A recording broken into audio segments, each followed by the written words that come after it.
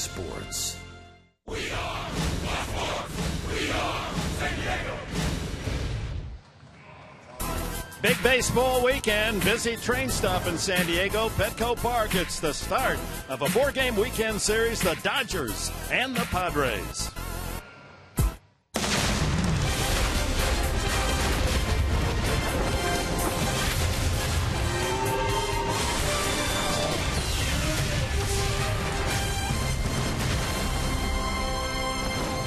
Former Padres star Adrian Gonzalez, an anchor in the middle of the LA lineup. And look at the Dodgers atop the NL West. This is their biggest lead of the season.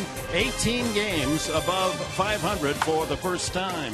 Padres will counter with their home run hitter, Justin Upton. He's enjoyed success against LA starter Matt Latos, 10 for 20 and a couple of home runs. Maybe he's got another in the barrel of that bet. As we welcome you to Petco Park, Mark Sweeney for Mark Grant and Dick Enberg. We're pleased that you've joined us. Boy, it's going to be an exciting weekend series. A chance for the Padres to make a statement against the rivals from the north. Yeah, pretty important series, and obviously coming off an emotional series for the Dodgers going against the Giants. They were successful. They swept the Giants. 8-1. The only loss, a no-hitter pitched by Jake Arrieta of the Cubs on Sunday. Look what they have done since.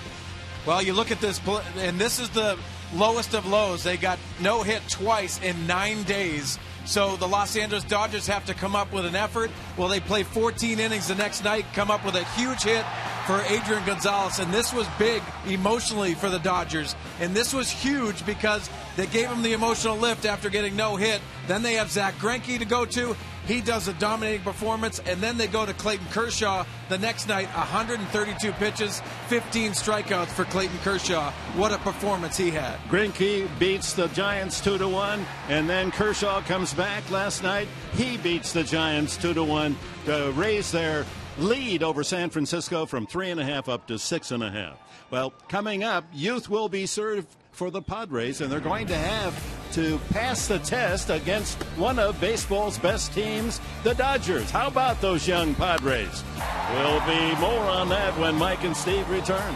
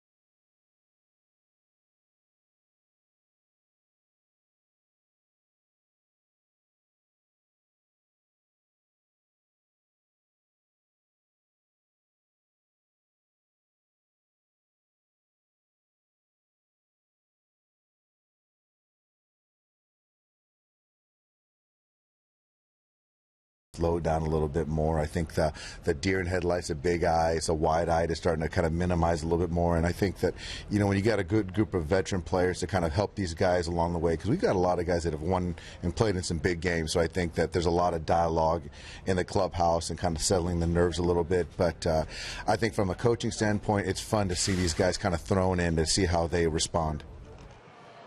Great to hear the thoughts there of Dave Roberts as we get you set for first pitch between the Dodgers and the Padres. It's a 4-game set. A lot of fresh faces with September call-ups up there, Steve. You know, we talked a little bit about when you made your debut. You said you weren't nervous. But when you're a young player and you're immersed in this situation, especially now tonight for the Padres players, they're playing the Dodgers' top team. How daunting a task is that? Well, I mean, it's good that these young guys get a chance to get a taste of the big leagues. And it is a bit of deer in the headlights sometimes. But you know what? They're gaining experience, and the club is being able to see how these guys react to this experience. And they're going to be able to come back and hopefully grow from this, learn from this, and make some adjustments on their own.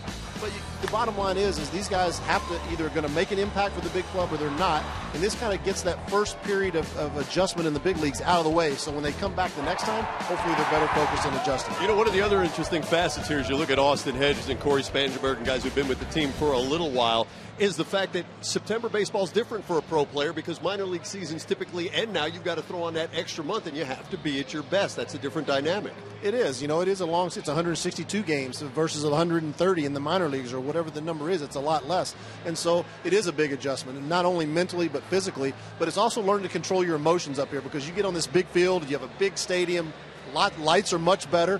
You see the ball much better than you ever saw it in the minor leagues.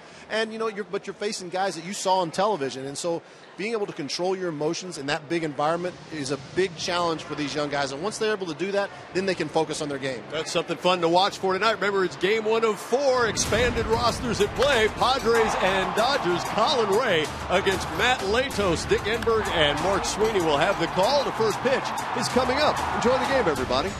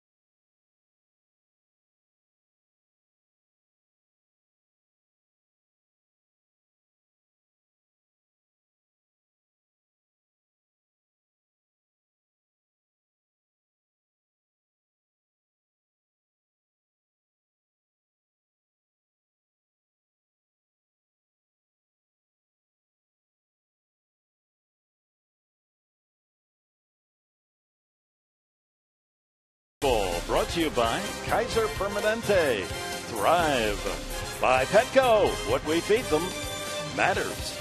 By Jack in the Box. For a limited time, try the new Portobello Mushroom Buttery Jack with melted garlic herb butter. And by Sony's Action Cam. Prove yourself.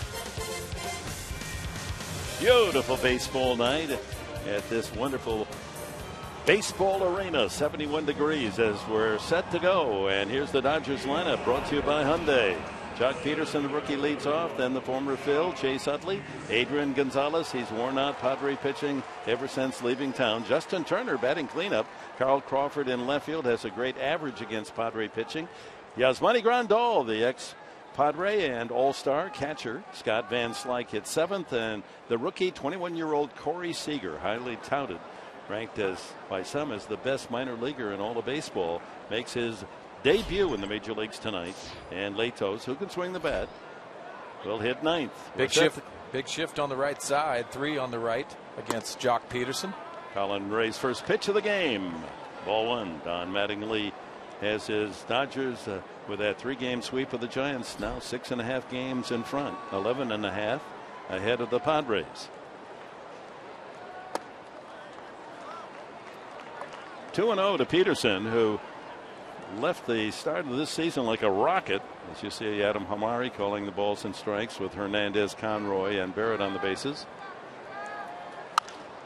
High fly ball, shallow and left, angling over is Upton to the line, and in foul territory. Now they're going to rule that right on the line, fair territory, the catch. Time now for the Padres Scouting Report, brought to you by the Tilted Kilt. And for Colin Ray, he lost his last 2 decisions, and he has to prove to himself. This is the mental phase of a young pitcher, and proving to himself he belongs in the big leagues, and fastball location is paramount tonight. You saw the cutter early in this game, but also fastball to both sides of the plate. It's going to be very important for Colin. So the common denominator tonight, Ray proving he belongs in the big league level, and Matt Latos trying to prove that he belongs in the rotation heading toward the playoffs. Chase Utley, the veteran, former UCLA star, back near his collegiate home. He's just an average year for Utley at .215. Did hit a home run in this last week. In fact, that was last night in the 2-1 win. Kershaw didn't need much, and here's one of the 2 runs on the way to the 2-1 win as Utley plants it just over the right field wall. Short, compact swing, and what an addition, especially with Howie Kendrick on the disabled list for the Dodgers.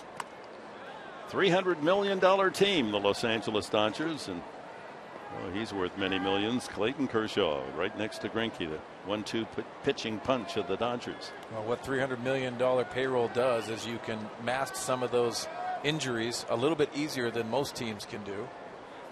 2-1.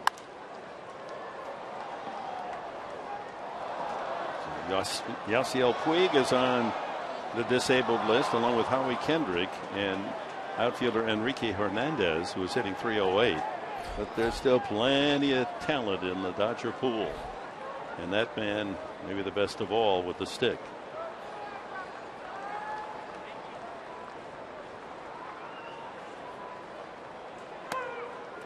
The Cascade Kid from Cascade, Iowa, Colin Ray, making his 5th start in the big leagues. Won his first 2, lost his last 2.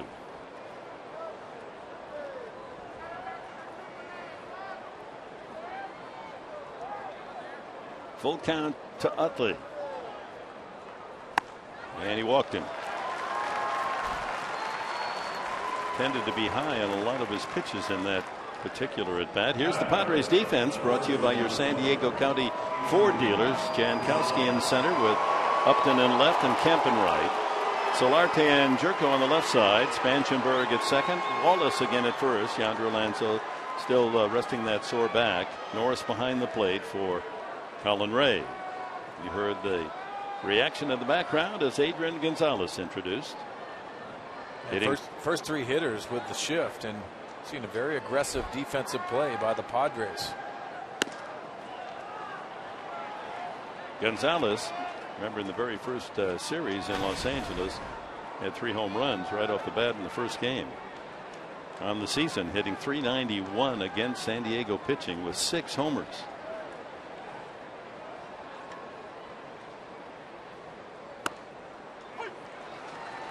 Fastball at 91. In his career against San Diego since he left the Padres, hitting .328 in 59 games. Veteran hitter that really looks and tries to seek on a location. Breaking ball and a good one, 1-2. Here's the balls in play by location, and uses the big part of the field. Will go the other way, but he commits to a side of a plate, and he will sit on pitches too. That's the veteran presence, and also know what he's looking for. 1-2. Swing and a miss. First strikeout for Ray. Got him on a high fastball.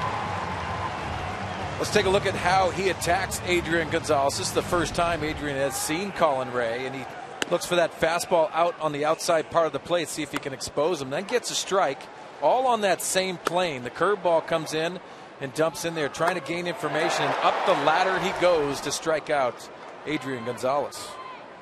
Another hitter that terrorizes Padre pitching, Justin Turner. Oh, they have trouble getting him out, but so do other teams. He's hitting .292 on the year with 15 homers.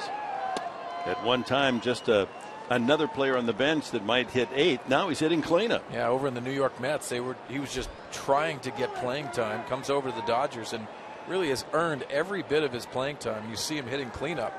It tells you how Don Mattingly thinks of him. Strike with the fastball, 1-1. Here's Don Mattingly. He just thought the world of how they bounced back after a no-hitter on Sunday night against the Cubs and Jake Arrieta, and sweeping the Giants. 3 one-run wins for the Dodgers. That lifted down the right field line into foul territory. Kemp will watch that drop into the crowd. Well, Dick, in Philadelphia, we saw Colin Ray pitch at that belt line level. Well, here at Petco Park, you can do that. So it's going to be interesting to watch the outfield play for the San Diego Padres. Jankowski in center field. Also Matt Kemp and Justin Upton out there. We're going to have to track some fly balls down because he's going to have to pitch at the top of the strike zone at times. And already has had success striking out Gonzalez on the high fastball.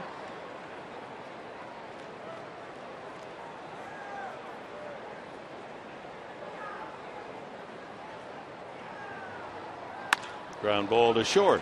Jerko on the short hop gets the force. And that's it for the Dodgers in the first. Jan Solarte will lead it off for the Padres.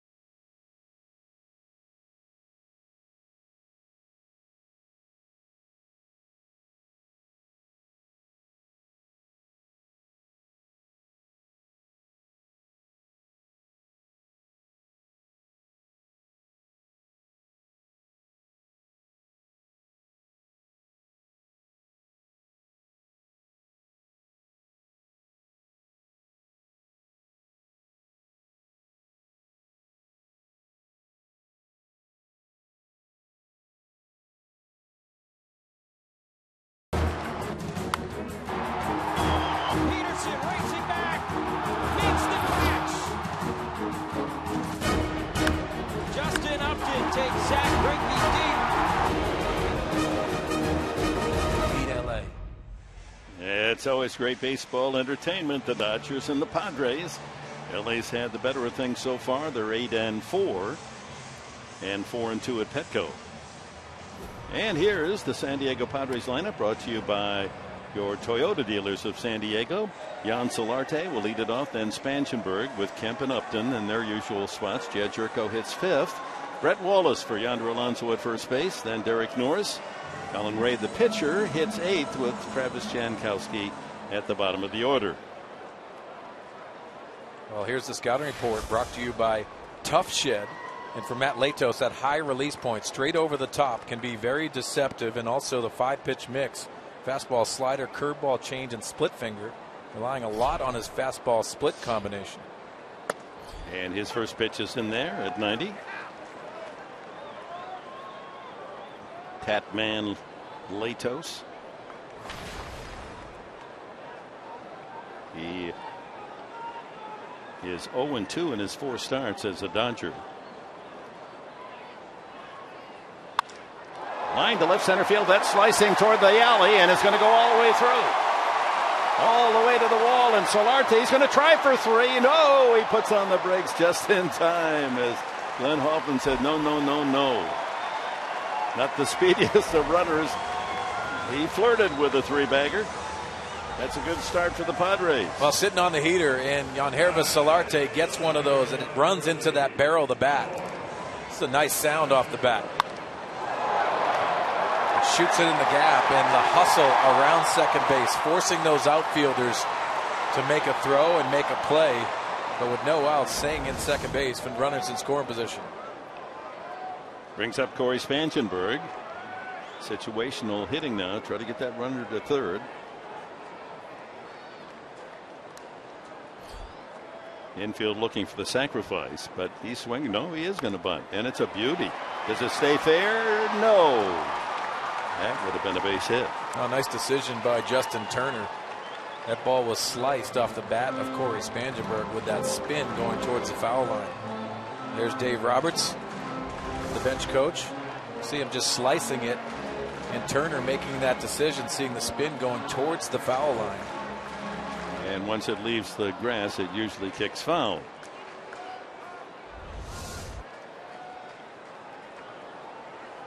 Spangenberg starts tonight at 266. 1 for 4 last night as the leadoff hitter.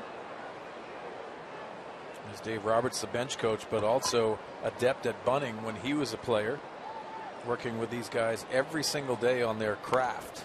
And he bunts the other way, and this is playable. Latos makes the throw to first in time. 1-3 on the putout. Runner moves to third. The Padres with a chance to take the lead on and out as we check the Dodgers defense, brought to you by the California Lottery. Crawford in left with Peterson, the rookie, in center, Van Slyke in right. Turner, the third baseman, and the young Corey Seager makes his major league debut wearing number 5 on that Dodger uniform. Utley at second and veteran Gonzalez at first. Yasmani Grandal behind the plate for Latos. So 3 ex-Padres in that lineup, the pitcher, catcher, and first baseman. Matt Kemp, the ex-Dodger. He's not had success against Latos, 3 for 22. But as we mentioned in the pregame show, maybe he'll be inspired by seeing Latos in a Dodger uniform. Yes, exactly right. I like that. You know, guys going against their former team, that mentally they just click in just a little bit more. They want to prove that, show them what they missed. 22 game on base streak for Kemp. And that slow curveball is in there. Although by our Fox tracks, looks as if it missed the outside edge. Hey, you see Matt Kemp talking to the umpire, putting his head down. That's the proper way to do it. He's just finding out where that strike zone is and basically admitting to where he feels that pitch was, where it was off the plate. He was right. So Latos ahead on the count, 2 strikes. Oh! How did he get out of the way of that one? 91 up and in. Well, you think about it, it's frustrating as a player when you know a pitch is called off the plate and then you're starting to dive out there to cover that outside part. You get buzzed in your tower. It's pretty close.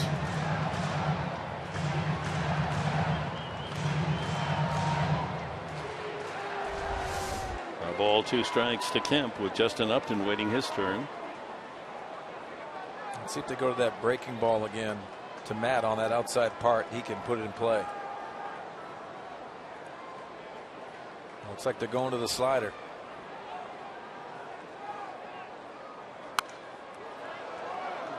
See, again, with that first slider called a strike, he's got to protect on the ball even farther outside. Let's go to the keys of the game, brought to you by the San Diego Honda dealers. And the keys, where are the Dodgers mentally after getting no hit Sunday and a sweep of the Giants again?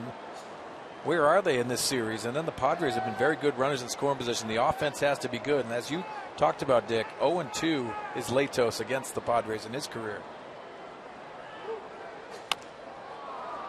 And the count stays at 1-2. So the Dodgers, with that 3-game sweep, move 6.5 in front of the Giants.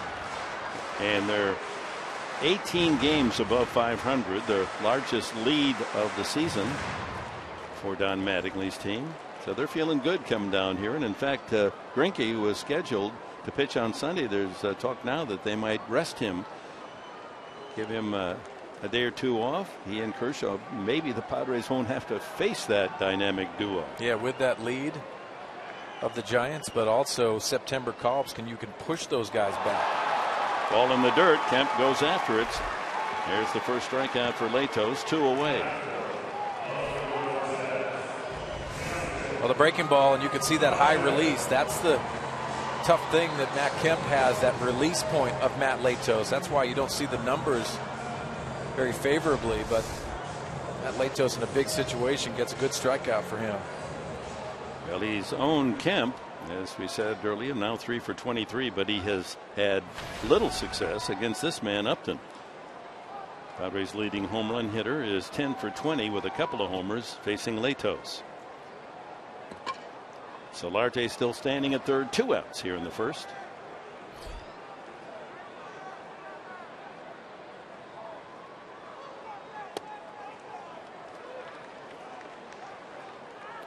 Upton with Jed Jerko due next.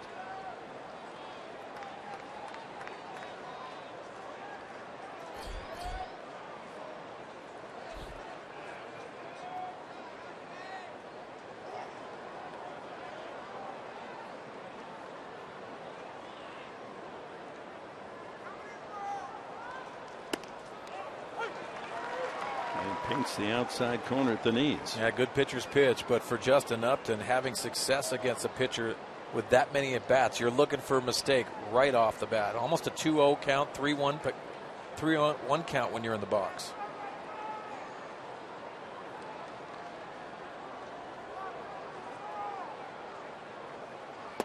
Way outside. Latos grew up in the Miami area, Coconut Creek High School in Florida. He was a rather long shot for the Padres back in 2006. They got him in the 11th round. Went to Cincinnati in that major trade that brought 4 Reds to San Diego. Low again, 3-1. Yasmani Grandal, Edison Volquez, Brad Boxberger, and Yonder Alonso. Only Alonso still on the Padre roster. The Padres, the other 3 are all playing well. Boxberger and Grandal made it to the All-Star game. Ground ball up the middle, base hit.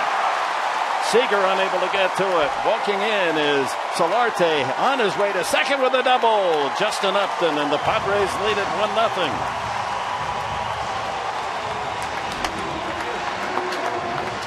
A pair of doubles in the first inning. Solarte and Upton collaborate, and a 1-0 lead. Well, Justin Upton looking for that mistake. The breaking ball sits up. See Justin Upton work in the middle of the field. That hard ground ball past the shortstop. And again, the success continues against Matt Latos. Padres up 1-0. Tells you how hard Upton hit that ball, that on the ground it was able to get deep enough between the outfielders that he could sprint to second for a double. Jed Jerko. Oh, good swing by Jed. Upton's 73rd run batted in this year. Kemp leads the way with 85. 10 homers for Jed.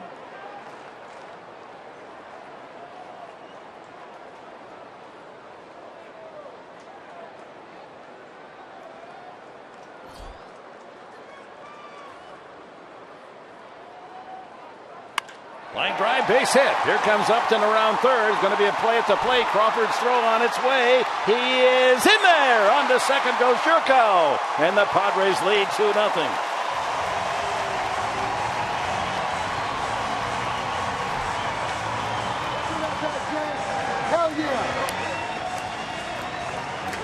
Now, 2-out RBIs has been the recipe for the Padres of late, and you see Jed Jerko, another mistake out of the hands of Latos. That elevated breaking ball, a nice approach by Jed Jerko, and a bad throw by Carl Crawford. He airmails it, allowing Jed Jerko to get into scoring position. Pods are in business. A couple of doubles and an RBI single for Jerko, a 2-0 lead, and here's Brett Wallace with Jerko in scoring position. Wallace outstanding off the bench, a premier pinch hitter all season long since being called up from El Paso, and now taking over that big first baseman's glove while Alonso's on the pines with a bad back. Strike one, 90 on the fastball. Now when Latos was with the Padres, he would hit 95, 96. Well, it's going to be interesting, Dick, tonight. You see Don Mattingly there. It's going to be interesting to see how long this leash is with Matt Latos. He has not been good in a Dodger uniform. Here's Rick Honeycutt, the pitching coach.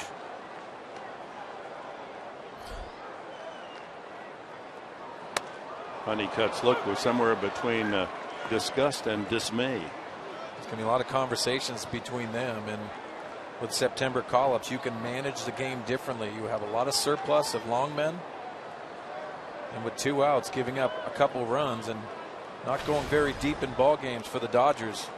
It's not a good recipe for Matt Latos. You know, Latos, his last 3 starts, has not been able to complete the 5th inning. He's given up 2 already tonight. 2 strikes now to Wallace.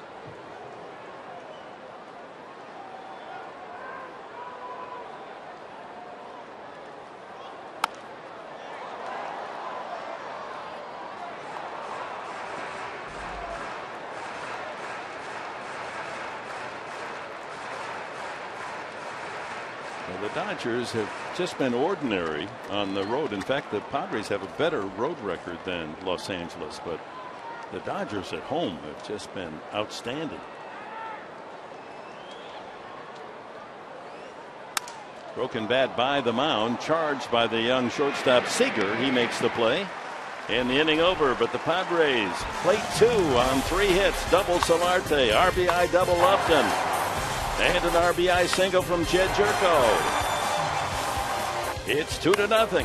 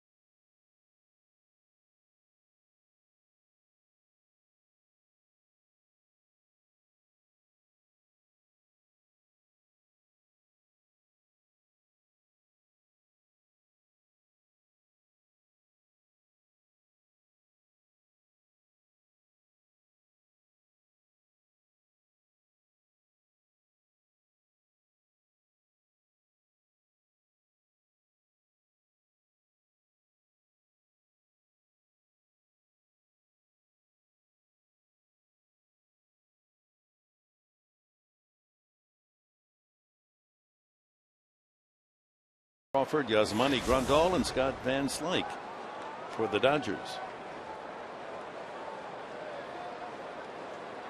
Well, there's the T-Mobile.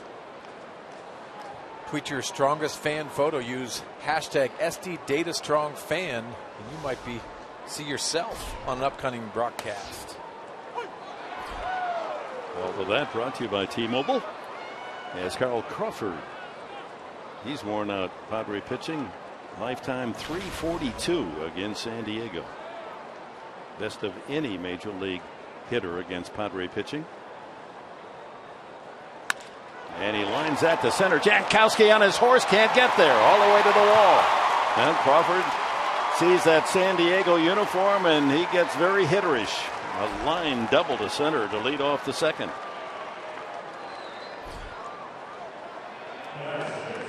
That hit so hard that even with Jankowski's speed, he couldn't track it down. Well, again, the location of the breaking ball has to be down in the strike zone. You can see a nice approach by Carl Crawford, use the middle of the field. It's the first at bats for a lot of these Dodgers against Colin Ray, and Carl Crawford sees the ball well out of the hands of Colin. Jankowski was shaded into left center, so that ball hit just a bit to right center for the double. And here's Yasmani Grandal. Last strike with a breaking ball. Switch hitting catcher, hitting .261. 15 homers. That matches his total with the Padres last year. He hit 15. And all 15 home runs are from the left side. No home runs from the right. Natural right-handed hitter. Is average is much better right-handed, hitting .319. But his power from the left side and more opportunities. He's had a good season with the Dodgers. Made the All-Star game. Breaking ball. 1-2. Well, there's the splits right there, left-handed. As you see, 310 plate appearances. The slugging is a huge difference. Just that comfort level of seeing it from that side and looking to power the baseball. Swing and a miss, strike three. Curveball gets Grandal. 2 strikeouts for Ray. Grandal unable to move that runner over to third. Well, different shapes to the breaking ball. The previous pitch was elevated just a little bit. That's out of the strike zone. You can see way out in front is Yasmani Grandal. Nice pitch by Colin Ray. Scott Van Slyke, one of those utility players. The Dodgers, they put him in the lineup. He always seems to contribute. Has 5 home runs. Just 77 games for Van Slyke. Slider misses away. Well, the youngster Corey Seager is on deck. We're about to see his major league debut as a hitter. Strike at 91. A baby, 21 years of age. The name familiar? Should be if you're following baseball. His brother Kyle, left-handed hitter with the Seattle Mariners, was a top draft pick as well. Ground ball up the middle. Jerko on the run makes the play. So Van Slyke out and Seager steps to the plate. Well, Dick, we've seen a lot of him in spring training. Had a great spring training and heard high praise from everybody in the organization in the Dodgers. Playing shortstop and known more offensively than defensively. Still learning that position. This young man has a lot of talent and a lot of power in that bat. Drafted 3 years ago in the first round by the Dodgers. Takes the slider for a strike. 18th overall selection. And between Tulsa and Oklahoma City this year, hit .293 with 18 homers.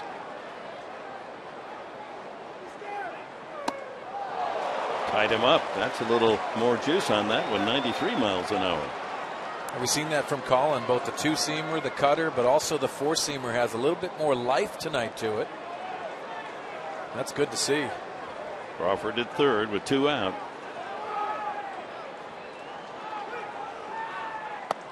Way upstairs.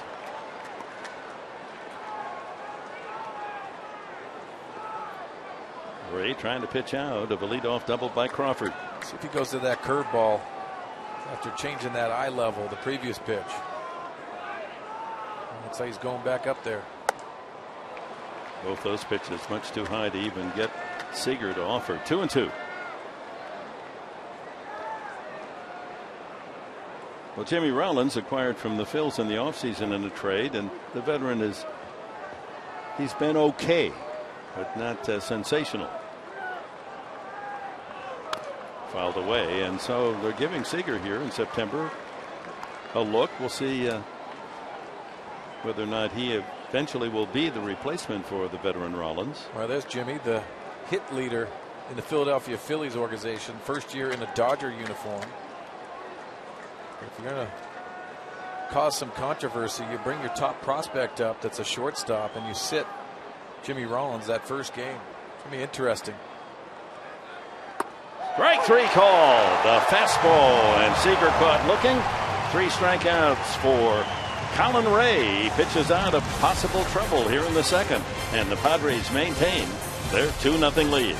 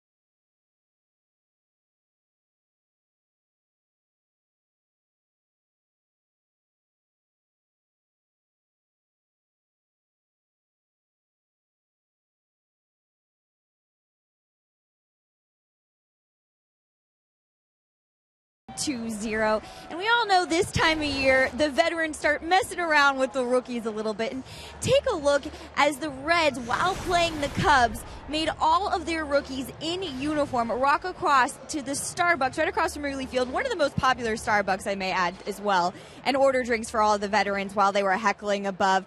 I even heard Brandon Phillips made up a drink, a sweet Georgia macchiato, to try and stump the rookies. And Mark Sweeney, I gotta ask, did you ever experience any of this rookie hazing? I didn't have to go to Starbucks, but yes, I had to wear a long skirt with a tight shirt, and it was uncomfortable. But man, do you have to earn your stripes, and I didn't have any problem wearing it when it was in my locker. We had 9 of us that day, and it was actually the day Cal Ripken broke the record. So we flew back for St. Louis, got back to St. Louis, and saw Cal Ripken break the record. But man, you got to earn your stripes in this game. Derek Norris certainly has earned his stripes in terms of his gritty play. 1-1 the count. It'll be Ray and then Jankowski to follow here in the Padres second. And the Padres on one of the trips each year will have all the rookies dress up in sometimes superhero uniforms, sometimes in female gear. I've seen some Hooter outfits. Line drive, base hit. Derek Norris sends a shot to left field to get things started here in the second inning. So far, Leto's not fooling the Padre hitters. Well, again, that fastball, and it rides right into Derek Norris's barrel. It's a perfect opportunity to look for that pull mode with that fastball. Derek Norris last night goes to right center tonight. That first at bat, solid line drive to left field. So with the pitcher hitting 8, that's a perfect spot now, and this is why he's in that 8th where he can sacrifice, and then Jankowski almost becomes a second leadoff hitter to follow. Bunted back and just out of the reach of Grandal. Good effort by Yasmani.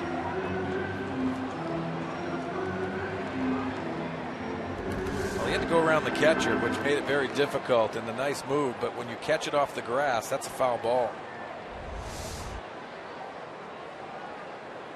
Ray unsuccessful on that first sacrifice attempt. Turner at third, charging hard. Of course, Gonzalez has to hold with the runner. The placement of the bunt, obviously toward first base, ideally.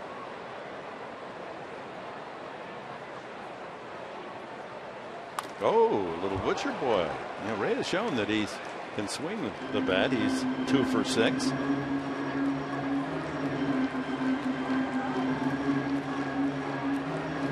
Dave Roberts, the bench coach, putting on the signs to Glenn Hoffman, the third base coach, and he directs him to Colin Ray.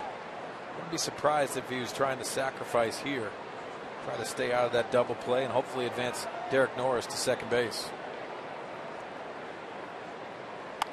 And he bunts it foul. Strike 3. Second strikeout for Latos. And a reminder that tonight's game is presented in brilliant HD by Sony.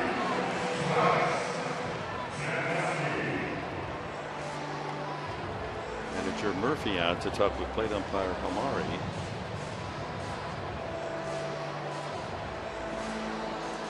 Obviously had something to do with the bunt attempt by Colin Ray.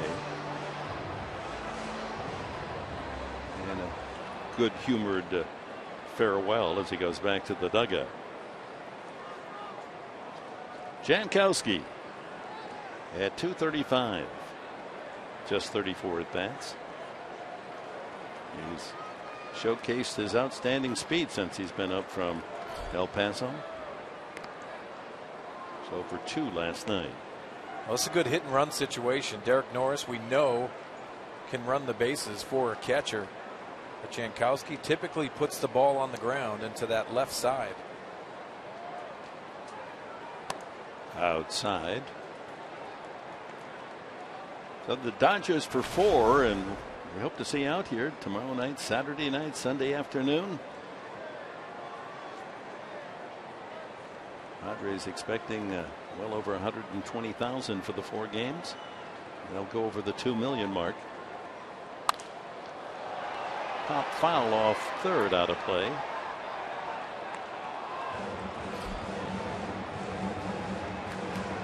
And a reminder, on Saturday night, as you can see, Will Ferrell is going to be here at Petco Park, and you'll be able to watch his documentary. Remember, in the spring training, he played all 9 positions, went all around the Cactus League to play with as many teams as he could. And it should be a lot of fun, and you'll be able to watch that on the big screen here at Petco after the game on Saturday night. I just love his movies. He is so funny. He's one of those actors that you see, he doesn't have to say anything, and you start laughing. You just look at him and you smile. And him yelling at his mom to get the meatloaf. Can't wait to hear that one. So that's Saturday night, a 5:30 game, and then after the game you'll be able to sit back and enjoy the premiere of his documentary. Center field, Peterson right there. 2 away. Back to first, Derek Norris, and we go to the top of the order in Jan Solarte. Now, speaking of specials, tomorrow night, a 7:10 game. We'll be on there at 6:30 here on Fox Sports San Diego. It's the final Beer Fest Friday of the season. And the Padres will send out James Shields against Mike Bolsinger. Remember, Bolsinger pitched a terrific game against the Padres up at Dodger Stadium. Allowed only 1 hit.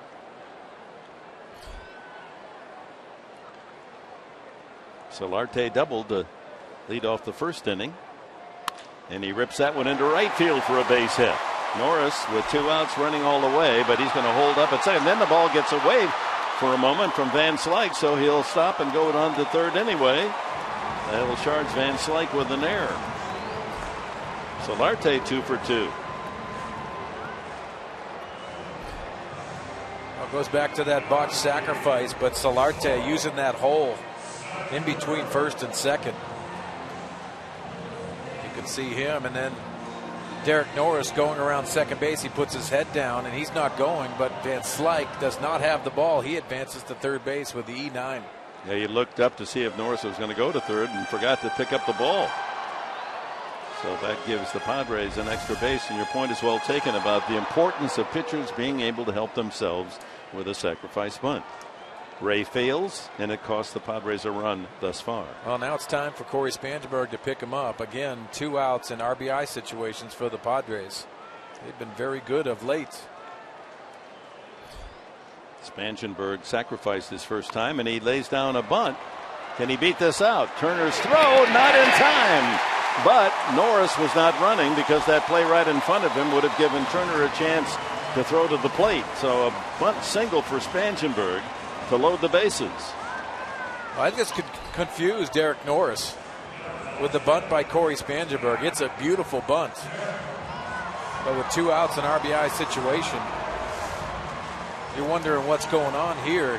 Perfect bunt by Corey Spangenberg, executing it now.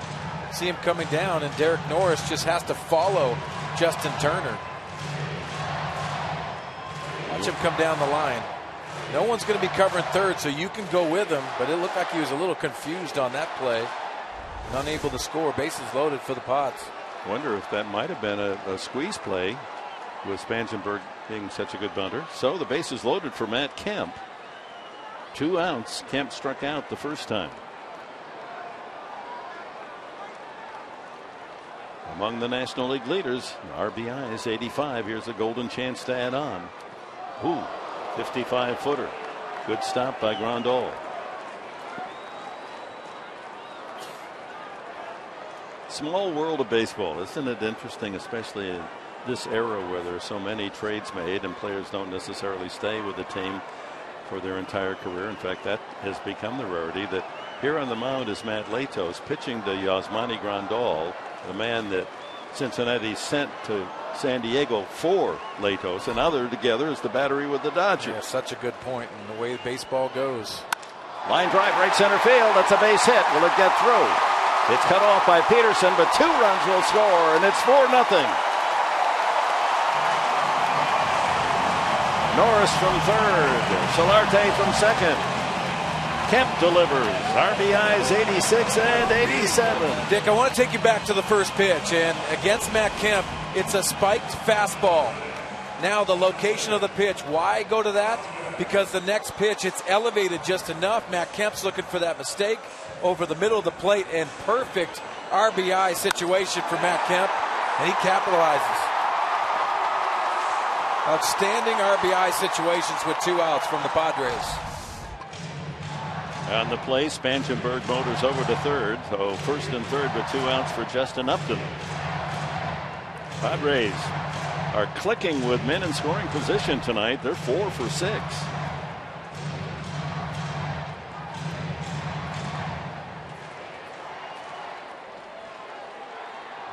Latos cuffed around, 4 runs, 7 hits.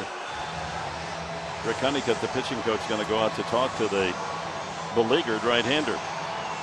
I'll go back to Corey Spangenberg's bunt, and yes, that put a lot of pressure on Matt Kemp, but he came through as Ian Thomas gets ready for the Los Angeles Dodgers.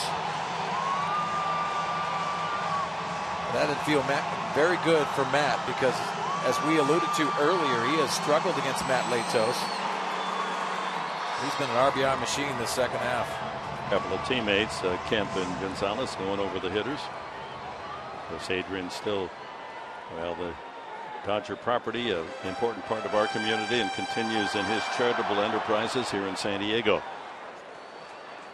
Upton grounded a double to left center field to drive in a run in the first inning.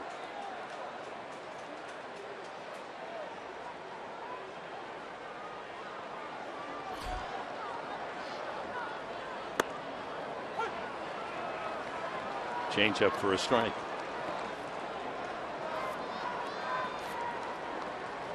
Were you a bubblegum blower when you were playing?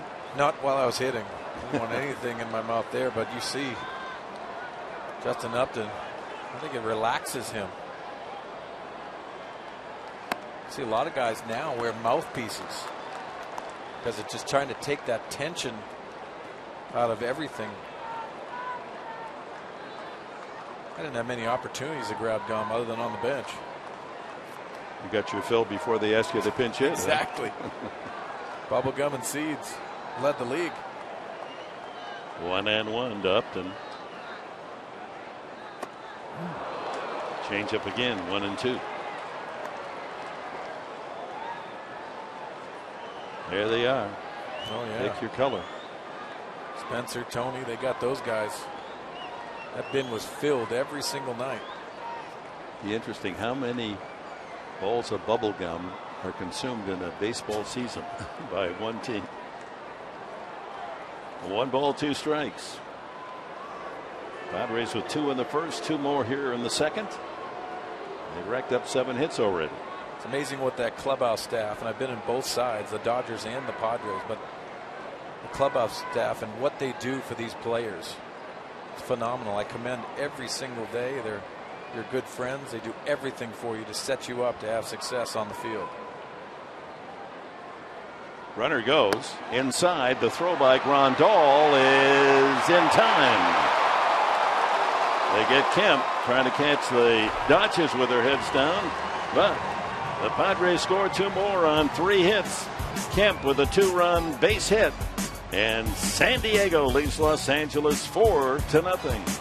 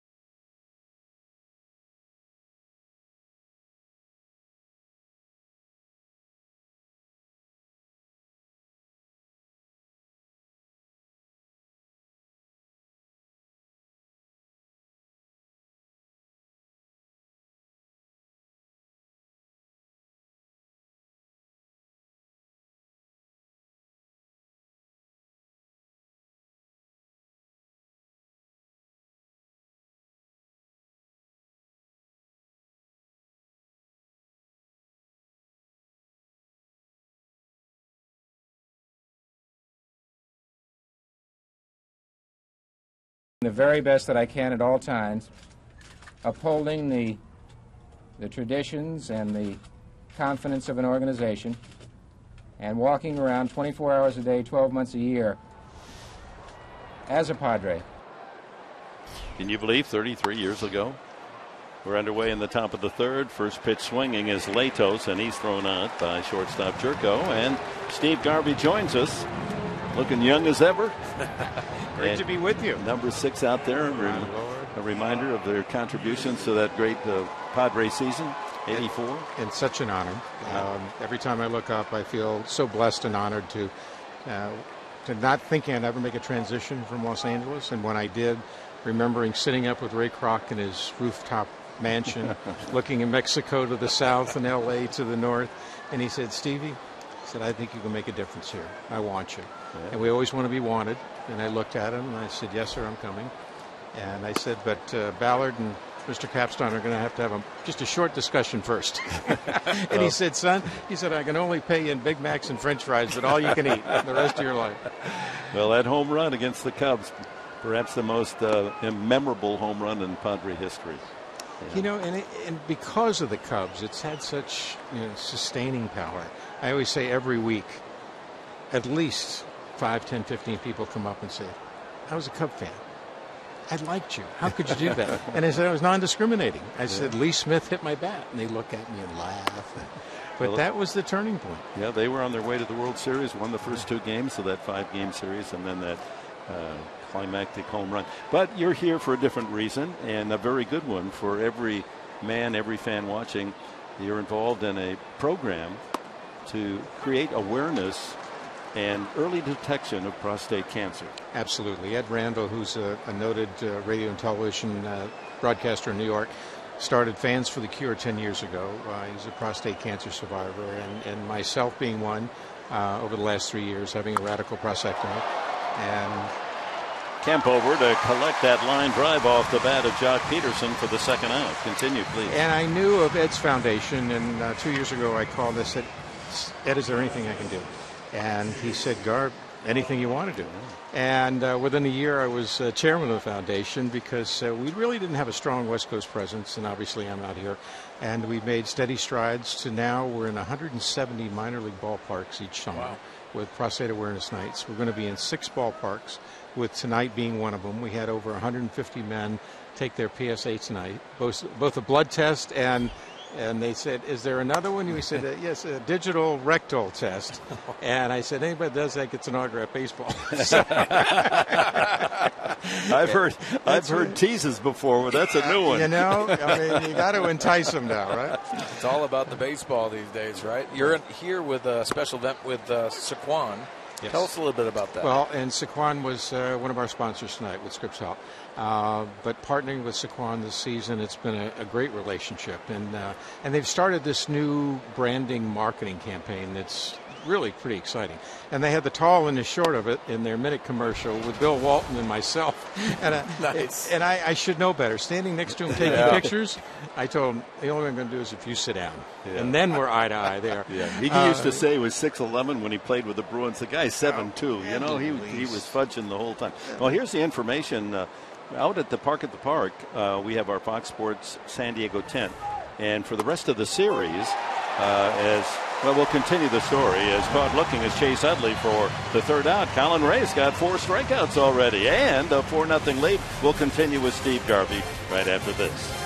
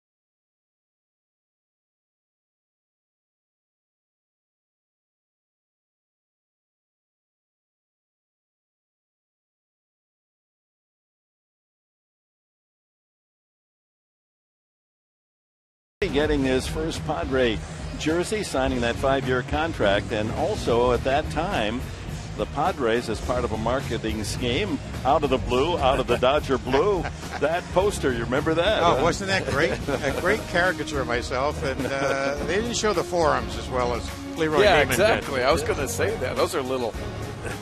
And we're offering him tomorrow night. I'm going to sign from 6 to 8:30 at the Saquon booth. And for those that have their Club Saquon cards, I'll sign it for them personalized. And for those who don't, they'll get the poster, and if they linger long enough, probably will sign it anyway. And they have a because that's the Saquon one. You know, we have to put it up there. You know, you got to have your card. We want you to have the card, but in the long run, we're probably going to do anything. Upton drills one into center field, and Peterson can't track that one down. And Justin on his way to second, his second double of the game in 2 trips, rifling that ball up the alley. And the Padres, after Matt Latos again with a 4-0 lead.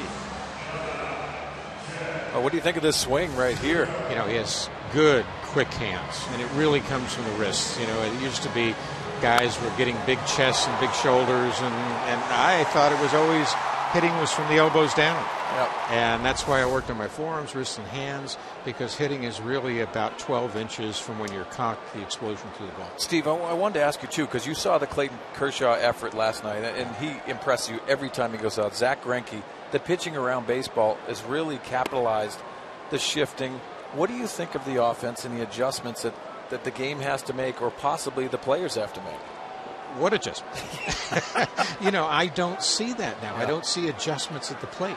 I see guys going up there because of the economics of the game, trying to drive the ball out of the ballpark.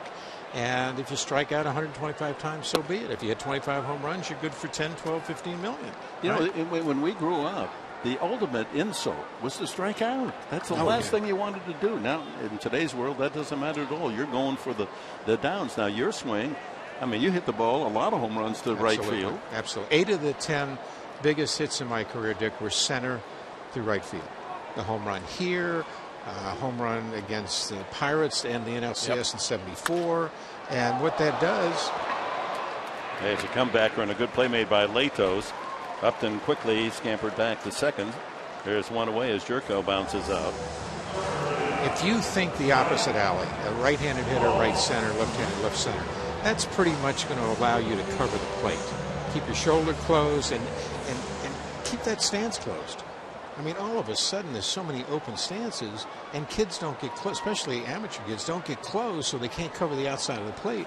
And as you get farther up where the pitching is better and they can throw the ball where they want, you're one-dimensional. You didn't have problems pulling it from that situation, did you? Absolutely. When you were looking outside, you could react in, and exactly what you said about those quick hands, that pulls the baseball correctly, right? Absolutely. Don't give up any part of the plate. I mean, I would stay away from swinging at the high pitch. The only way you can hit the high pitch is if you hit it the other way. The Japanese are great at that. Yes, they are. I mean, they tomahawk that top pitch the other way. And here everybody tries to pull it, so you got a lot of pop-ups and swing through it. So I would think everything from waist down. I always thought 3-iron. Do you have a favorite player? There's Wallace into the shift and a line out and double play. Upton late getting back on the head first slide. And that's it for the Padres in the fourth. Thanks, Steve Garvey. And for you out there, my father died because of prostate cancer. It's a very simple test, and even the digital part, hey, forget about it. Do that for yourself. And thank you for Thank you, sir. Thanks, Steve. Great seeing you as always. Good young guys. Hall of Famer, Padre Hall of Famer, Steve Garvey.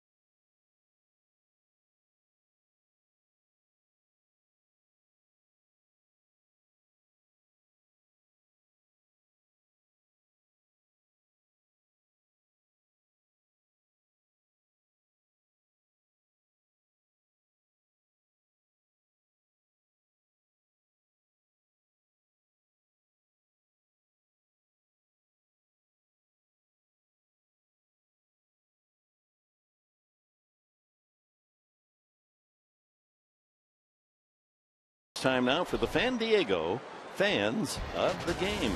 Well, we get a lot of them here in Padre gear.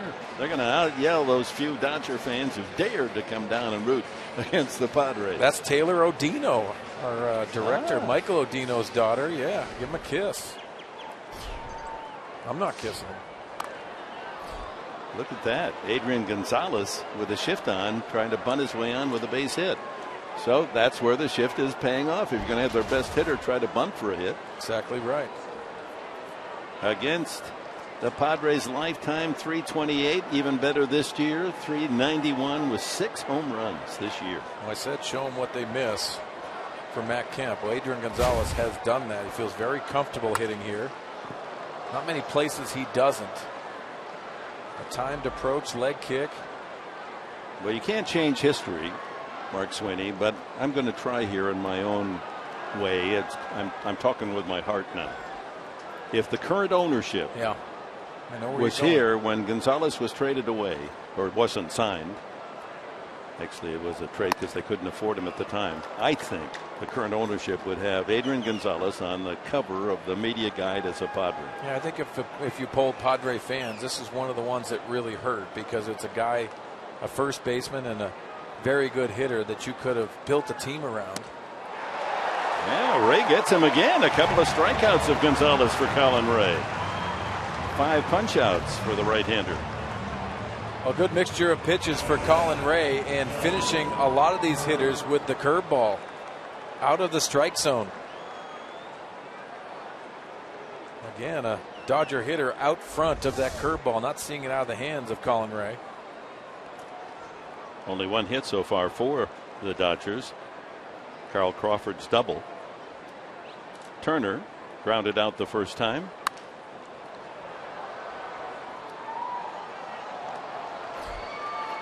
Well, Steve Finley with Mark Sweeney moving up to the booth. Mark Grant getting the weekend off to go back to Chicago and wish his wonderful father a happy birthday. And Steve Finley, one of our prize colleagues, now down near the dugout as he observes the action from that point of view.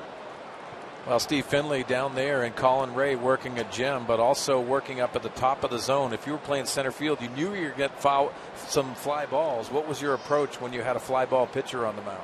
Well, I loved it, because sometimes playing the outfield can get a little boring. So anytime we were getting fly balls, I was happy. You were pretty good at it as well. Well, you know, it's part of being out there in the field is you got to want the ball hit to you, and I always did, and it always a little more intense whenever you had a guy that you knew was going to give up a lot of fly balls. Did you have different preparation from day to day on who was pitching?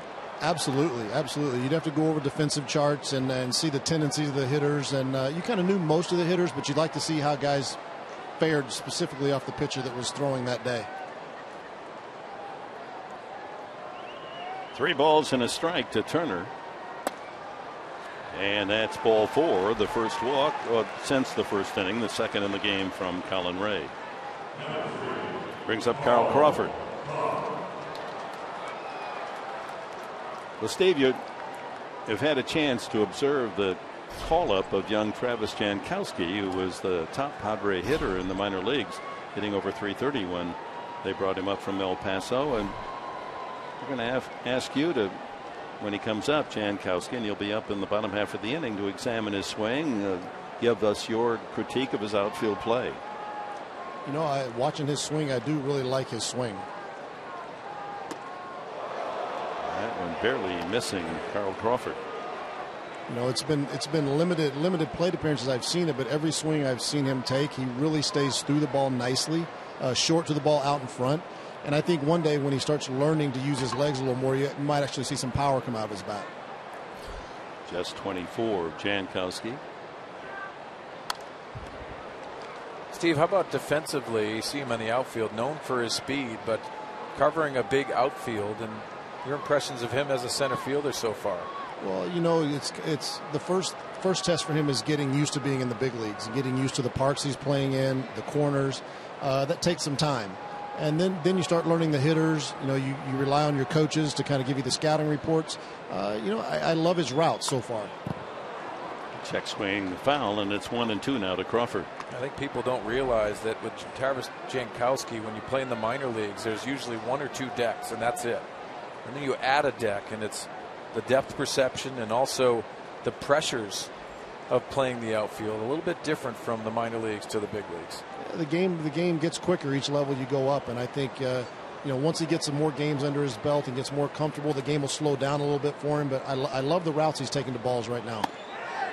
He seems to get a good break at the crack of the bat. He reads it well off the bat. Here's a look from center field, and you see the extra deck on top, and it's that presence. And there's times in between pitches you'll look around and say, man, I can't believe this. The atmosphere that I'm playing in front of is very different from the minor league atmosphere.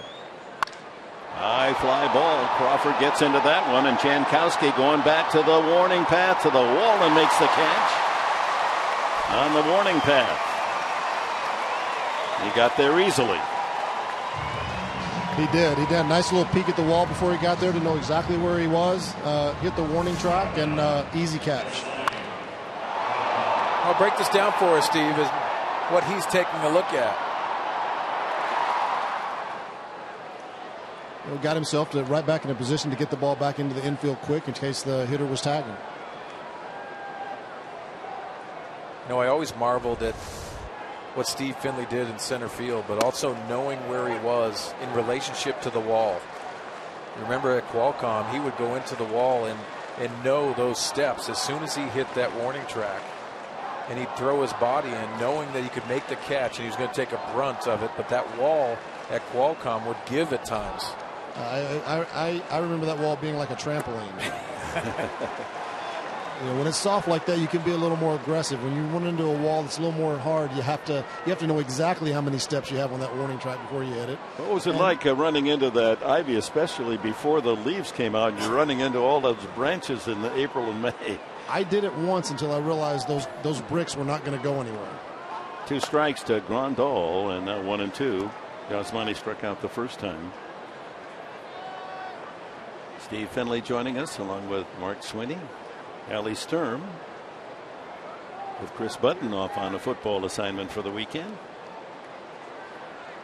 1-2. Runner goes. Strike 3 called. That doesn't matter what happens at second base. The inning is over on the 6th strikeout of the game for Colin Ray, shutting out the Dodgers through 4.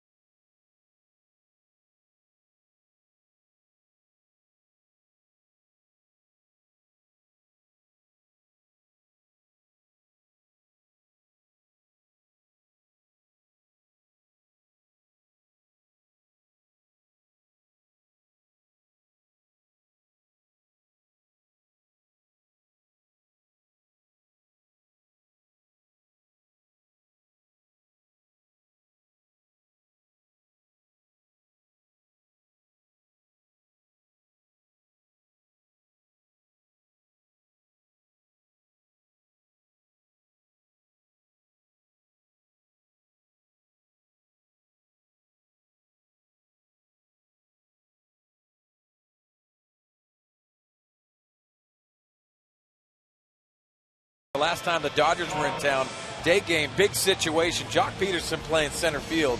This young man's having a tremendous year at this point, but turns both ways and puts his body into the center field wall against Justin Upton. And what a great play it was for the young center fielder. And the Dodgers go on to beat the San Diego Padres. And you see Justin Upton's reaction. That speaks volumes That was such a huge game, too. If the Padres win that game, they're one game over 500. By losing, they drop back one under 500. And that, of course, was the last game that Bud Black managed for the Padres. That was the catch of the year against the Padres. And probably one of the reasons that Jock Peterson's still playing, because his defense has been so good out in center field. Yeah, that's a good point. Since the All-Star game, he has been through struggles offensively. He was in the home run derby. Big swing, a lot of strikeouts, but a center fielder that really goes and gets him and feels very comfortable no matter where he's playing, in whatever outfield. Derek Norris singled and scored his last time. A check of Peterson, 2 different seasons for him. April and June, hit .244 with 20 homers. Look what's happened since July 1st. Hitting just .152 and only 4 homers. Yeah, you talk about the league adjusting to him, and they have a lot of swing and miss and being exposed out of the strike zone if you talk to a lot of scouts around the league. And Norris chases. A strikeout for Latos. His third. You know, another thing on Peterson, and I'm not sure how true it is, I hear he swings one of the heaviest bats in the game. And what will that do, Steve, for you? I mean, I know you didn't swing a heavy bat, but does that just wear on you if you do that? Well, you have to be strong. 2, it's hard to stop that bat. So when you commit your swing, you have to almost keep going. And you see him swinging and missing a lot. You see big swings, but when he makes contact, the ball goes a long ways. You see Mark McGuire, the hitting coach for the Los Angeles Dodgers, also John Valentin, the assistant hitting coach, and constantly working at these younger players, that making adjustments mentally, getting them set to take a proper approach at the plate. But a lot of talent, and there's talent in the league that's going to adjust to you. You're going to have to adjust back. You know, and I'm not sure Jock Peterson's had a whole lot of failure in his career. Colin Ray hits that down into the right field corner, and Van Slyke into foul territory to collect it for the second out. And let's go to our top tier player profile, brought to you by Arco, and it features Latos. With the Padres those 3 years, 2009, 10, and 11. His record 27 and 29 with a 3.37 ERA, and hitters batting only .226 against Latos. Well, Steve, as Jankowski steps into the batter's box, his second plate appearance, you talked about it earlier in the last half inning, and of what you liked of his swing. Further that, if you could. Well, you know, I just see him nice and short to the ball. He keeps his bat in the zone for a long time. You know, the only thing that I see is that he doesn't use his legs a whole lot. But I think that comes with experience in the league. It took me 6 years in the major leagues before I learned how to use my legs, how to hit. And it was here with you here in San Diego with Merv Retman and Tony Gwynn in my ear. Ground ball chopped on one hop to Gonzalez. He'll take it to the bag himself. And Lato settles down, retires the side in order in the 4th.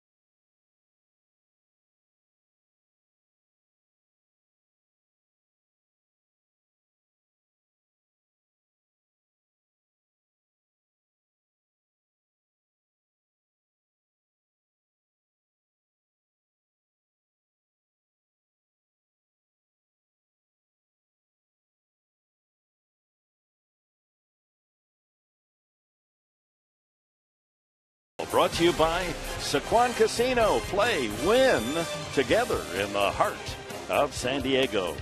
By your San Diego Lexus dealer. And by Kona Brewing Company. One life, right? Don't blow it. Mahalo. 4 runs, 8 hits for the Padres. No runs, 1 hit for the Dodgers. Bottom 3 in the order in the 5th inning against Colin Ray, Van Slyke, Seager, and the pitcher spot, Latos.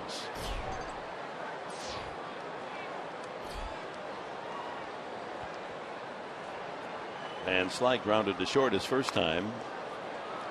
Now we check in. There's a very interesting game and a very important one being played in the Pacific Coast League tonight in Las Vegas, where the Padres AAA club El Paso just 1/2 game behind Las Vegas, with just a handful of games left for the PCL playoffs. If the Padres farm team wins, they move into first place. And in the bottom of the 5th inning, El Paso, the Chihuahuas, lead 4-1. Reimer Liriano's hit his 14th home run, and Will Middlebrooks has hit a 2-run homer, his 4th, and Jake Gobert with a home run. So 3 Padre homers and a 4-1 lead in the 5th inning. Yeah, Jake Gobert with his 10th home run. Van Slyke, high fly to right center. Jankowski has a beat on it. 1 away.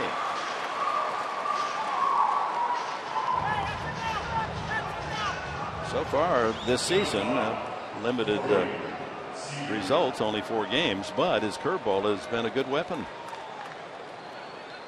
And he struck out a couple of Dodgers tonight on that breaking pitch. Seager, his first major league at bat, caught looking.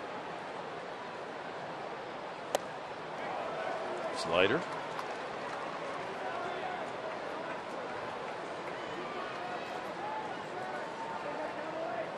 Scott Schebler, a left-handed hitter, is in the on-deck circle. Latos due next. Line drive, and there's the first major league hit for Corey Seager, and it's for extra bases as he rips that one into the right field corner.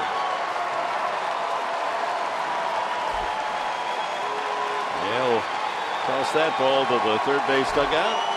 The first major league hit for Seager. Well, congratulations, young man. You are officially a big leaguer now, getting the start, but also his first hit, and that's a ringing double down the right field line.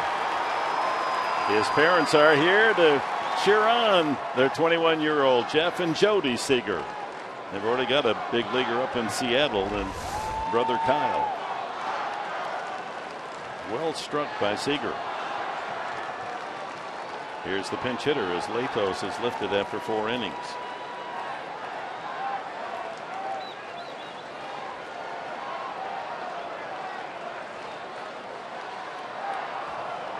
One of the call-ups, Scott Schebler, rounds one up the right side, and Spangenberg throws him out.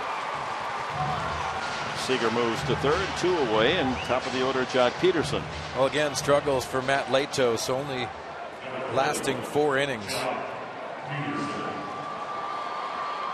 And again, the Los Angeles Dodgers, you always talk about Zach Greinke, Clayton Kershaw, but what are they going to do with the 3, 4, 5 spots? Joel Peralta gets loose in the Dodgers bullpen. You know, we talked about that earlier in the pregame. You know, you got to hope one of those 3 guys can get hot in the postseason. You know, your big guys have to do what they do, pitch well, but you got to have 1 or 2 of those guys get hot. And you know, Steve, I mean, here's the thing.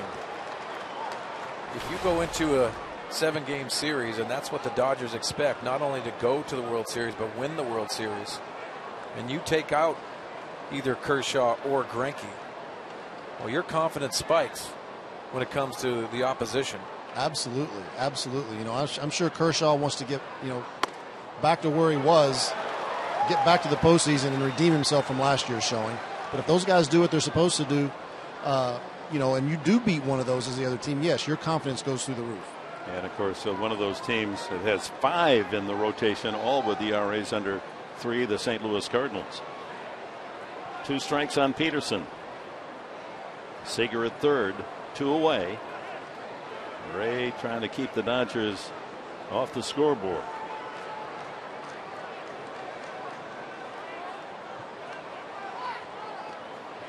With a shift on, Seager's halfway to home plate.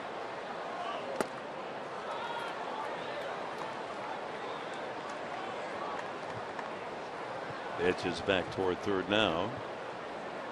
Jerko comes in to say something to Ray. And with the shift, and you see Jed Jerko playing a normal shortstop position, 3 on the right side. He's going to tell Colin Ray, you work from the stretch, you see him going too far down, you can step off and throw a strike to Derek Norris. And see him going down the line right here. Yeah, the Padres have seen Elvis Andrus steal home in this homestand. Oh no, that one hit Ray. Is he okay? Run scores as Ray throws it away. Right back through the box, that line drive by Peterson. It's 4-1. Where did it get Ray? A wicked line drive back through the box. And he gallantly went after it, tried to get the put out, but boy, that's a staggering blow.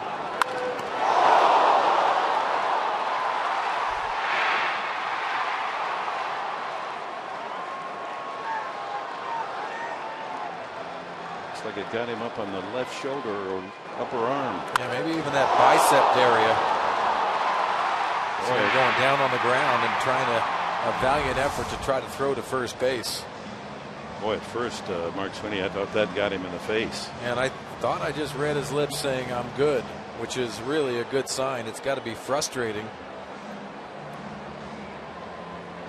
You know, down here from this angle, that ball left the bat and hit him. He didn't even have time to react. I mean, if it would have hit anywhere on his body, I mean, if it hit his glove, it would have been a miracle. Anywhere on his body, he was taking the blow. I mean, there was no way to move anything out of the way. Manager Pat Murphy making sure that Ray's okay and letting him settle down. That had to get your heart fluttering. Again, let's take another look at this.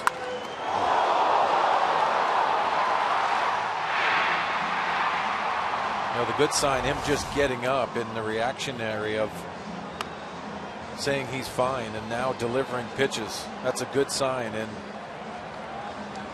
And it did seem to strike him on the left side and not on his throwing side. He'll stay in the game, but the Dodgers have a run. Peterson with his 49th run batted in on that line smash. And here's Chase Utley, a walk and a strikeout. Well, the challenge now has to be for Colin Ray to refocus and get him locked in again. 2 hard hit balls, Seager's double and Peterson's line drive infield hit.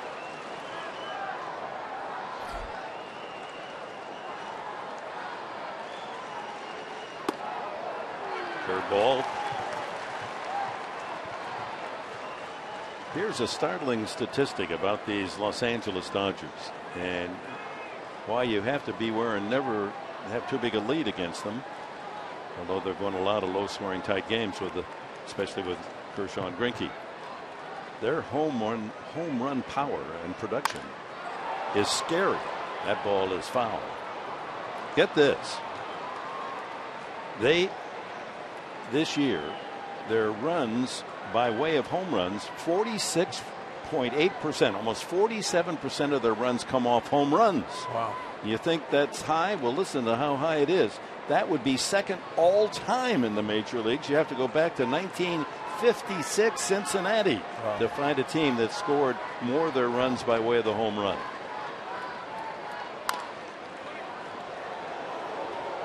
That's a dangerous way to live, too, especially in the postseason where manufacturing runs is a priority. That's right. You don't see a lot of home runs in the postseason, do you? You get some, but not the kind of production you expect in the regular year. 10 guys with over 10 home runs on this roster. The team leader is 25 with Adrian Gonzalez. Runner goes and a line drive to right center field. That could get in another run. Jankowski cuts it off. But around third comes Peterson to score on a double by Utley. It's 4-2. All with 2 outs. The blast up the middle by Peterson gets the first run in. Utley delivers another, and the Padre lead cut in half. Well, you wonder why they went out and got a Chase Utley, excuse me, for this production. Big at bats at big moments, and that's exactly what it is. Howie Kendrick on the disabled list. They go out and acquire a left-handed hitting second baseman, driving a run in, and see Peterson scoring the second run for the Dodgers. And lots of Dodger fans cheering that run home, 4-2. And watch out, here's Adrian Gonzalez. First 2 times up, Ray won the battle, 2 strikeouts. He now represents the tying run and takes strike 1. After allowing only 1 hit the first 4 innings, Ray has given up 2 doubles and a single here in the 5th.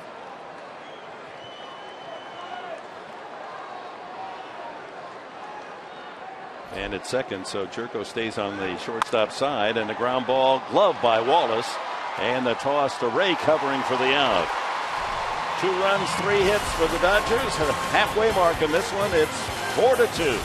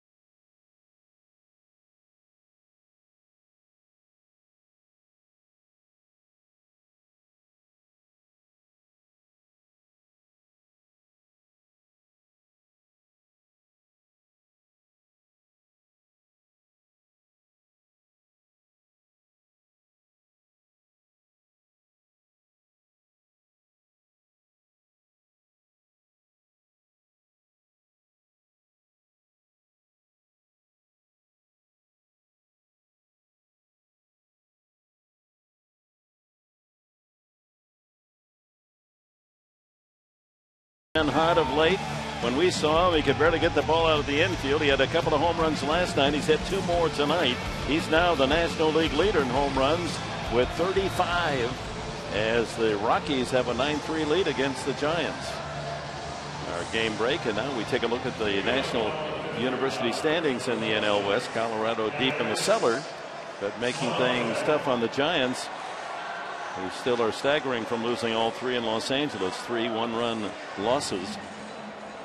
Arizona sits a half game ahead of the Padres. Matt Leto's gone. He had 4 innings, 4 runs, 8 hits through 54 pitches. No walks and struck out 3. Joel Peralta to Jan Solarte, then Spangenberg and Kemp, as this pitching change brought to you by El Cajon Ford. Yeah, you see Joel Peralta last pitched on Monday against the Giants. 1 inning of work, 2 walks, 2 strikeouts.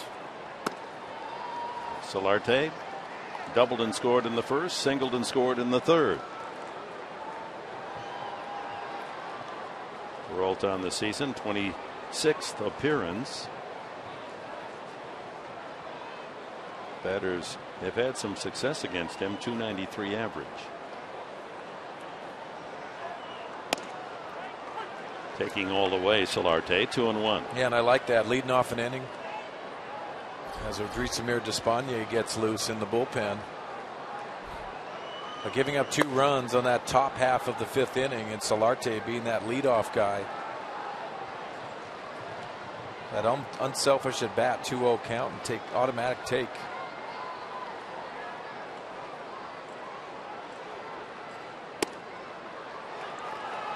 Another pitch at the knees, 2-2.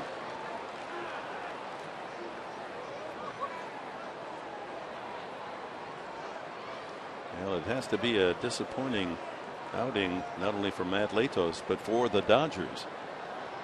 They're hoping they can get that one dominant third man in their rotation. Latos didn't win any votes tonight.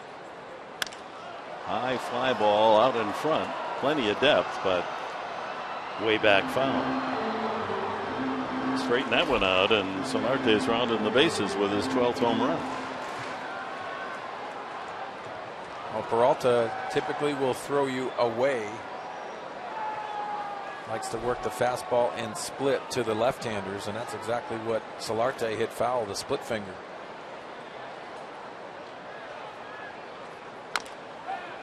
Chop foul.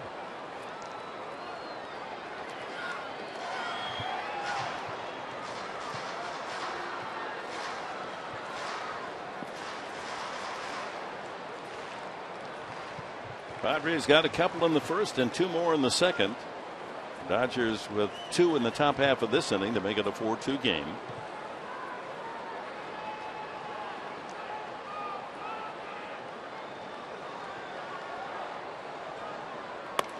Way upstairs. Full count. They almost hit the bull.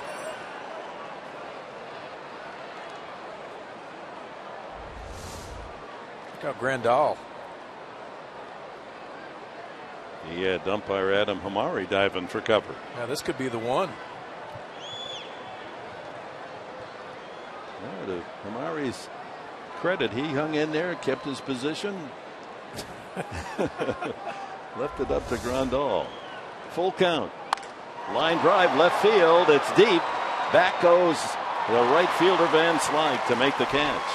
Boy, Solarte has hit the ball hard all 3 times.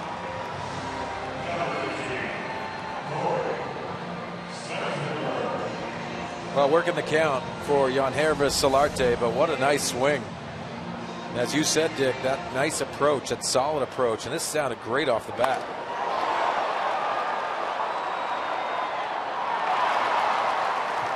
Trying to plant one on that Petco porch. Spangenberg, sacrifice, and a bunt single.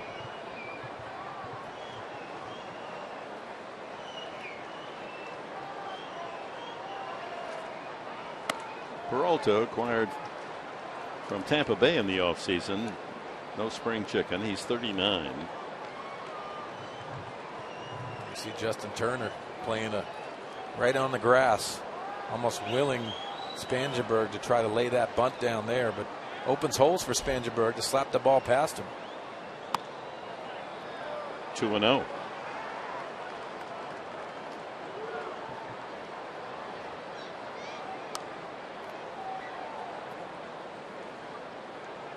Matt Kemp on deck. Bottom of the 5th. Padres 4, Dodgers 2. 2-1.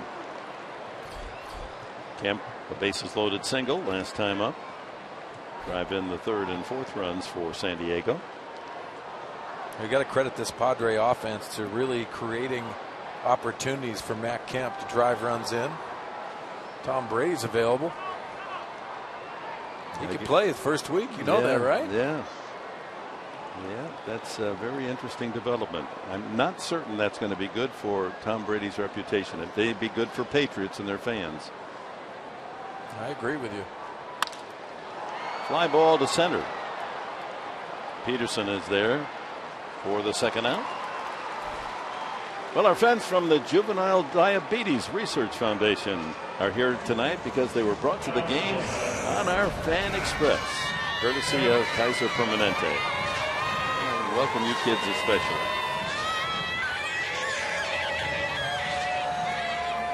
You know, when I heard the news this morning about Brady, and my son called and said, "What do you think, Dad?" And I said, "Well, you know, it's good for Patriots and their fans, but I think the average fan, knowing there's been basically an agreement that something went wrong there, yes, and Brady said he'd take a 1-game suspension, which also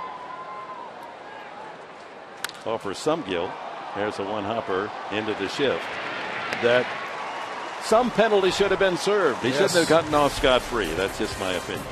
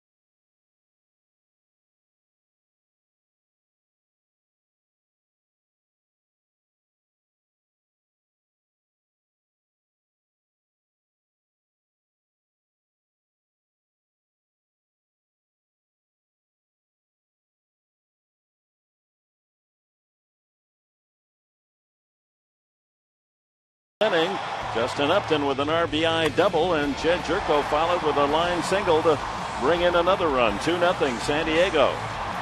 Then in the second inning, bases loaded. Matt Kemp found the gap, and 2 more Padre runs for a 4-0 advantage. Then against Colin Ray in the 5th inning, that line shot by Jock Peterson against Ray made it 4-1. And then Utley with a double to right center brought home Peterson. And that's where we stand now, 4-2. Our Harrah's game summary. Matt Latos lasted only 4 innings, gave up 4 runs and 8 hits. Colin Ray goes 5 innings, 76 pitches, 2 runs and 4 hits. Matt Kemp, a couple of runs batted in, and Justin Upton 2 for 2, a pair of doubles. As Grayson Despaigne comes in. Last pitch Sunday in Philadelphia. And this is an important outing. And all of them are going to be very important for Despaigne, both a starter and a reliever this year, and was much more aggressive with his fastball the last time out, and the velocity was up. Frankly, he has not pitched well the last month, Despaigne. His ERA reflects that. Well, Dick, we always say, especially now, you're being evaluated of how you fit in moving forward. Fastball at 93 doesn't get the call. Pedro Baez warms in the Dodger bullpen. 2-0 the count.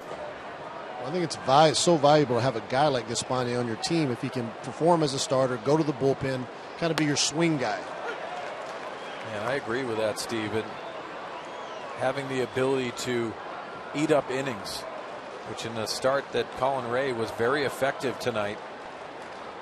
And looked very comfortable, very aggressive with the fastball. Saw some good curveballs, and Darren Balsley has to be happy with the outing of Colin Ray. But now Despaigne moving forward and how he pitches deeper in the ballgame. Gives up a leadoff single. Justin Turner aboard here at the start the 6th inning. That'll bring up Carl Crawford. Well, nice approach by Justin Turner. He lets this ball travel and goes the other way with the shift. So the tying run comes to the plate. Carl Crawford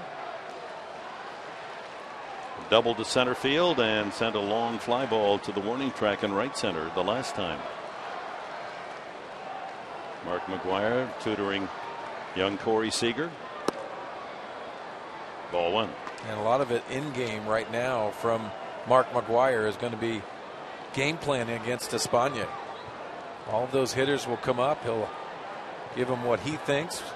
his knowledge of the scouting report and remind these hitters. See Jock Peterson checking in.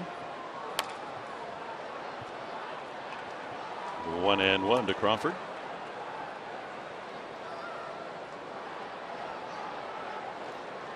Injury plagued season for Crawford. He has only 117 at bats coming in.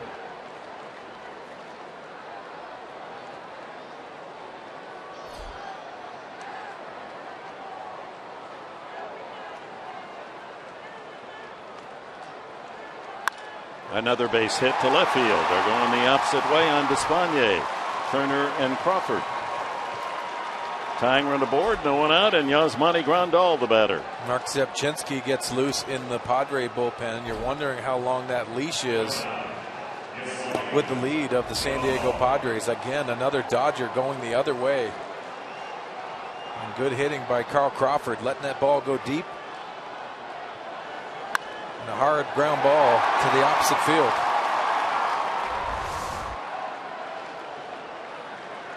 Grandal struck out both times facing Colin Ray. In the dirt, ball 1. Yeah, Despagne is started and relieved. This is his 12th game out of the bullpen.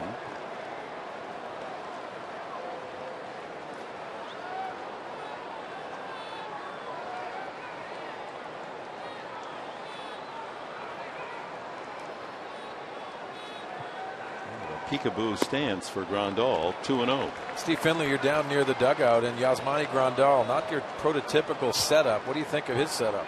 Well, you know, whenever you see it from this angle, it looks like he's kind of got himself all balled up and kind of tight and not free and loose. But once he gets ready to a hitting position, he gets himself there. It looks like he's putting his chin there to really force himself to stay over the plate, stay over the ball. 3-0. Sometimes hitters will do that whenever they've been pulling off a little bit. To force themselves to keep that front shoulder kind of pointed at the pitcher so they don't get that first reaction is for that front shoulder to leak out sometimes. That forces it to stay there. And he's swinging right here at 3-0.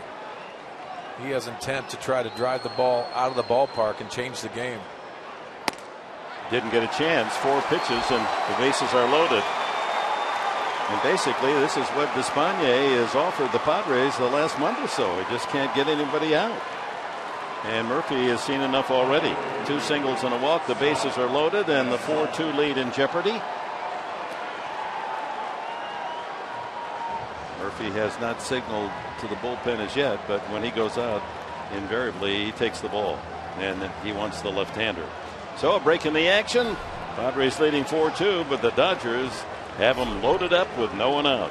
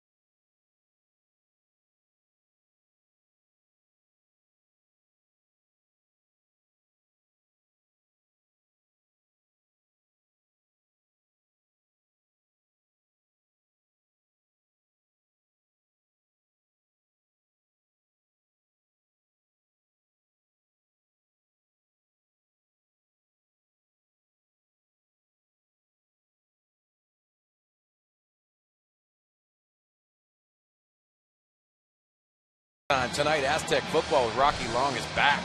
This week, go inside Aztec football like never before as Coach Long brings a special guest into the film room. Plus, the 2015 season kicks off Saturday, and Coach Long previews their matchup against the USD Toreros tonight after Padres Live on Fox Sports San Diego. And earlier today over on Fox Sports 1, the opener in Salt Lake City between Michigan and Utah, and Utah defeated Michigan 24-17 in Jim Harbaugh's debut as the head coach of the Maize and Blue. 24-17 Utah. Here's Mark Zepchinski with a right-handed hitter, Scott Van Slyke. He's grounded out and flied out, bases loaded, no one out, and the Padres lead 4-2 in danger. Check swing roller. Solarte gets the out. The run scores. It's 4-3 on the broken bat roller off the bat of Van Slyke. And the runners all move up. So that's a very productive ground out for Van Slyke. Yeah, and a lucky break for the Dodgers. This ball was not hit very well, and the Dodgers benefited from it. And that brings up Corey Seager, just brought up from the minor leagues, the #1 prospect, and last time up, his first major league hit off Colin Ray, a no-doubter, doubled into the right field corner in front of mom and dad. And here he is with a chance to give the Dodgers the lead. Crawford at third, Grandal at second.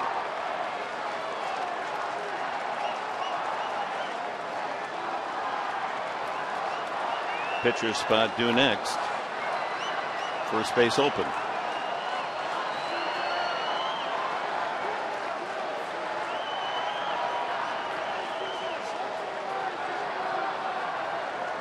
Justin Ruggiano, former Marlin. Ooh, way outside 2-0. After that pitch by Mark Zepchinski, he looked over the on-deck circle to see who was scheduled to hit next.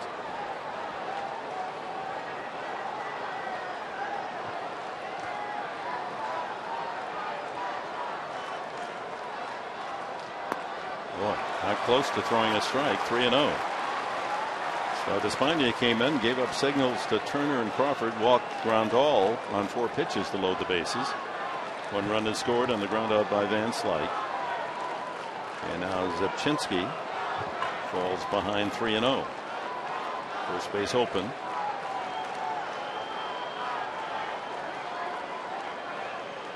"21 years young, and here he is in the big leagues." And he hits a base hit to center field, and the Dodgers will take the lead as 2 runs score. The throw goes all the way to the plate. Seager into second base. It's 5-4 Los Angeles. All 3 men put on by Despaigne have scored.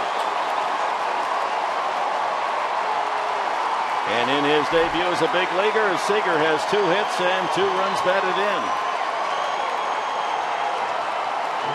I see Despaigne that is upset, and he set this up, and then Zepchinski with 3-0, not thinking the youngster's going to hit. And he swings 3-0, and he hits a liner to center field. Unfortunately, Jankowski doesn't have an opportunity to throw anybody out as he sees his mom and dad cheering his second major league hit on.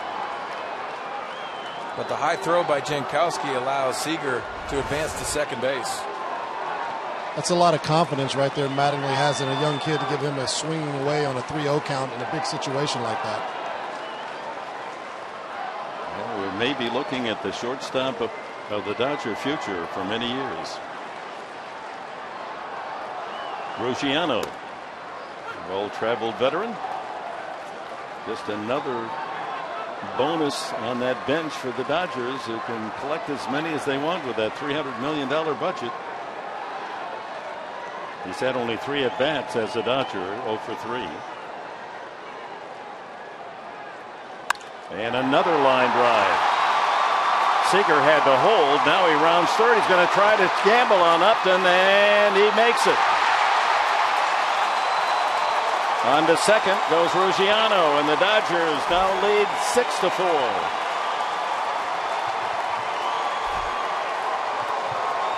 bullpen collapsing for the Padres. Well, Ruggiano, a nice approach and a line drive past the diving shortstop. And you see the throw in, and Solarte takes the throw, tries to throw Seager out at home. And again, the runner advances to second base easily. So the 4-0 Padre lead has evaporated. A run in the 5th inning, and now 5 more here in the 6th. Still only 1 out. To the top of the order, Jock Peterson. Peterson with that line smash back through the box that hit Colin Ray for an infield hit and RBI. So Ray, his chance for a win is gone. And Latos, who is on the hook for a loss, he's cleared.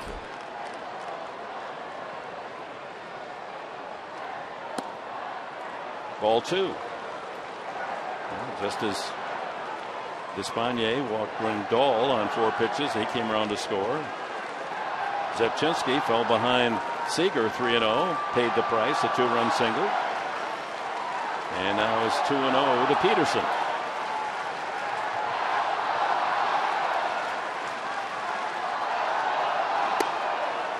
There's a strike.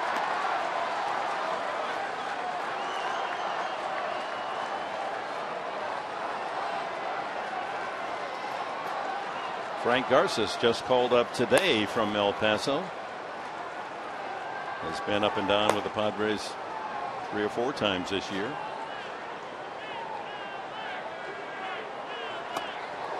Wild wave by Peterson. That's been his style.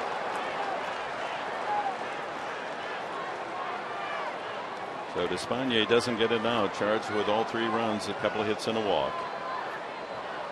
He now the pitcher of record. Just puzzling what's happened to him. Earlier in the year was effective, very effective, certain games.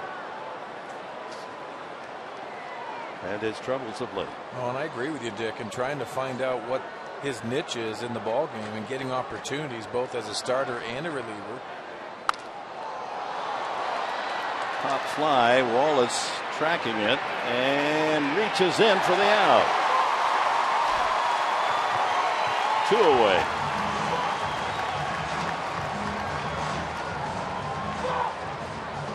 Well, again, out of the strike zone, and Brett Wallace goes over to that wall, sizes it up. That's a tougher play because that wall is right at the thigh level. And the concentration and the frustration continues for Jock Peterson. Chase Utley doubled in a run in the 5th inning when the Dodgers scored 2 off Colin Ray to make it 4-2. Now 4 more here in the 6th inning for the 6-4 lead. 8th man to bat in the inning. Ruggiano out at second base.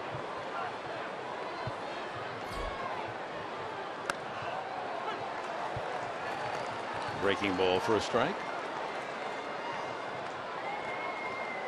Plenty of time to go. Just the top of the 6th inning, but discouraging as the Padres had jumped out to a big 4-0 early lead. Well, the frustrating thing for Pat Murphy, and you see bench coach Dave Roberts right now, you're playing a team that's coming off a sweep of the Giants, and the motivation coming in here. 0-2. The thought for them is always trying to advance their lead in that playoff hunt, and they know that Colorado has beaten San Francisco tonight 11-3, so they can, with a win, go 7.5 ahead of the Giants. And it's a lot of scoreboard watching in the month of September.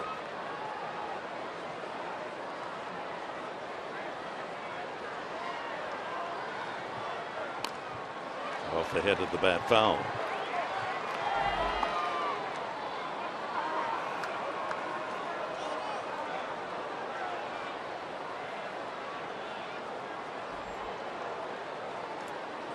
Don Mattingly, blessed with an incredible roster of talent, and They're showing up off the bench tonight, along with a rookie making his major league debut.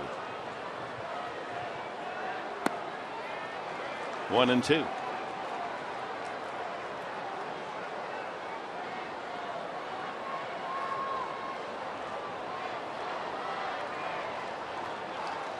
But there is good news from Las Vegas. The El Paso team now leads 7-1 in the 6th inning as they try to gain first place in their division of the PCL over the Vegas team. 2-2. Well, it's just unfortunate tonight because Colin Ray pitched very well. 76 pitches, 52 strikes. See Clayton Kershaw off a 132 pitch outing last night, complete game, 15 strikeouts. He should have his arm in a sling, shouldn't he? Man, what a player. And he misses low. 3-2. Adrian Gonzalez on deck. He's the only Dodger that has not enjoyed a productive night. Everyone else has either a hit or an RBI. Gonzalez has struck out twice and grounded out.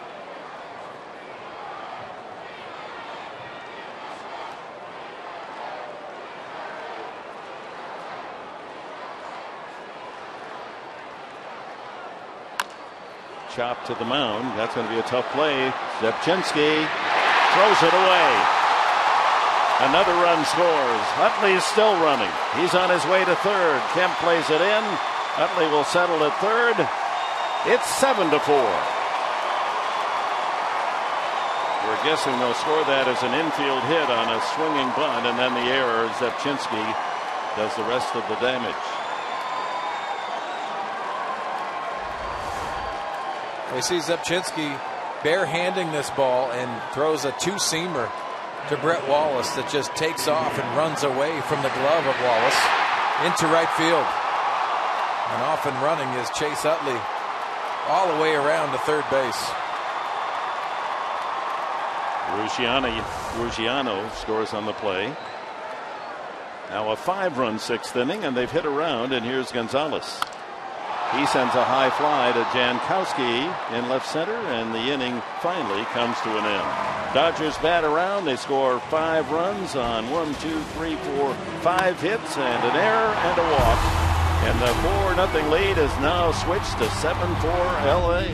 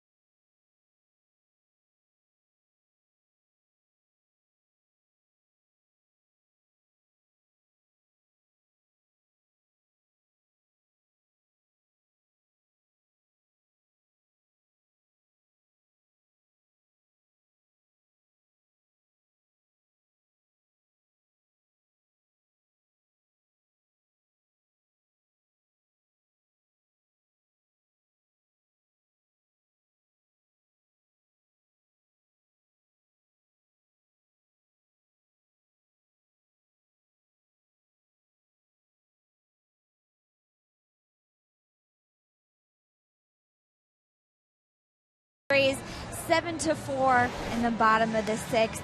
And this series, there's a little something interesting going on. There's a mystery bag where you can purchase it. It's at the home plate gate or in section 123. It's $40, and all of the proceeds go to the Padres Foundation for youth football. Inside the bag, there's an autographed baseball. It's from both former and current Major League players across the board, plus some athletes in other sports. We got Melvin Gordon, the running back for the Chargers, signed to baseball, along with San Diego native and pro skateboarder Tony Hawk. And Mark Sweetie and Dick Enberg, I think you guys should have your own mystery bag. Yeah, that's a nice little gift bag. And just to get the autographed baseball's worth the price, and of course goes to a terrific charity, the Padres Foundation, which does such a terrific job in helping people around our community. So that's going to be available for you tomorrow through the weekend, through Sunday, during this Dodger series, the mystery bag fundraiser. Pedro Baez, he's no mystery, hard-throwing right-hander for the Dodgers, works to Justin Upton. Bottom of the sixth, the Padres now in a position they have to rally. After being ahead 4-0, they're down by 3. Upton a pair of doubles in the game. Well, plenty of time to come back for the Padre hitters, and they have to be aggressive, and be aggressive on a fastball by Baez. He'll get it up to triple digits, but he has tossed scoreless relief in his last 12 of 14 outings. Been very good out of the pen. 48 strikeouts in 39 plus innings.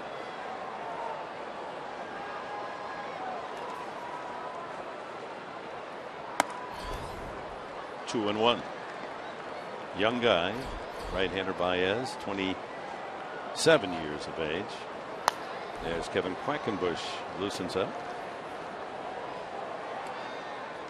Upton, Churko, and Wallace for the Padres here in the sixth. Looper into left field. That's going to fall for a hit, and Upton is 3 for 3. Well, there's a start.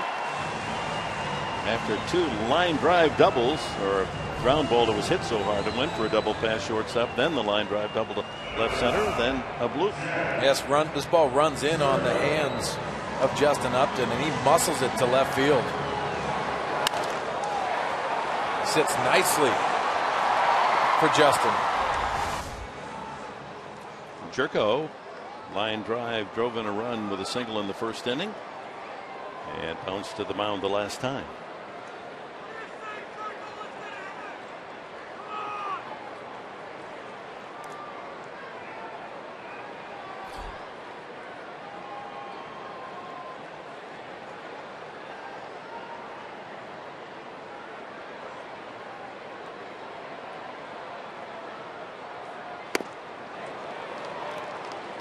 Didn't get the fastball. He threw him a slider.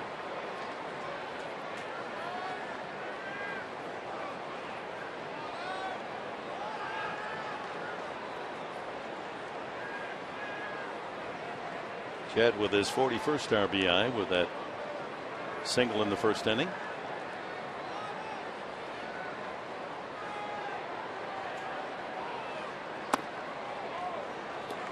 Baez came up to the big club last year, pitched 20 games. Much more heavily used this season. From the Dominican Republic, he has 4 wins, 2 losses. His ERA solid, 2.95, and hitters batting only 240. Well, Dick, the Dodgers organization has converted a lot of position players, and Pedro Baez is a former third baseman turned pitcher. They do that, I think, more than any other organization. Well, Kenley Jansen, the closer of the Los Angeles Dodgers, a former catcher. She'll draft those power arms, and if they don't pan out offensively, why not try them on the mound? And they've had a lot of success in years past. 2-1 to Churko.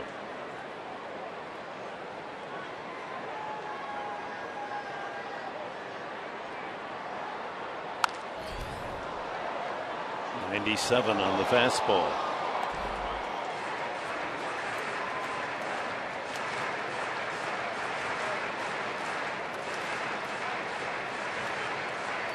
Brett Wallace to follow.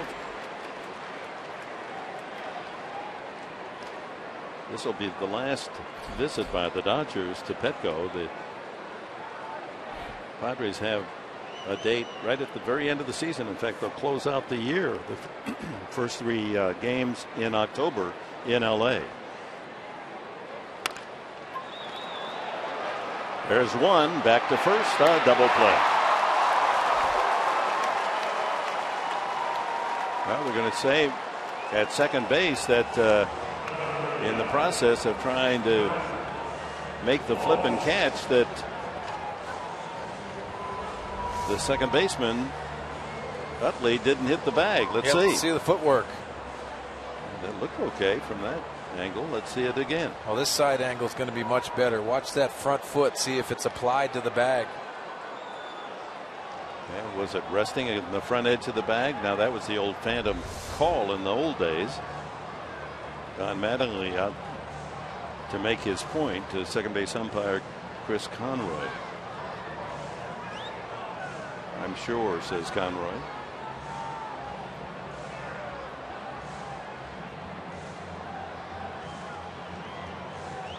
At the moment, Upton has been called safe, and Jerko out on a 6-4-3 putout. Here it is again. It's that left foot. It doesn't look like it's touching second base. You're right. I mean, just a shoelace distance between the bag and the foot. Mattingly not giving up the argument. It is crew chief Ted Barrett coming over and trying to get Don Mattingly settled down. Started getting heated.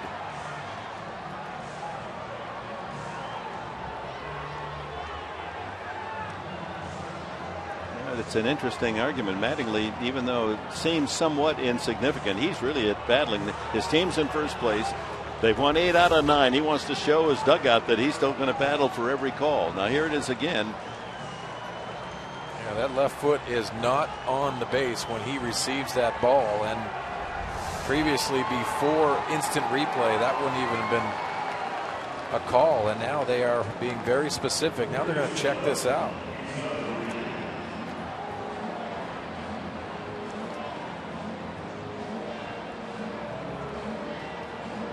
I didn't think you could review the neighborhood play. I thought that was one of the exceptions to the rule.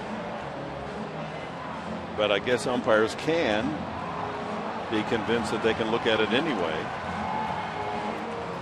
It's not an automatic.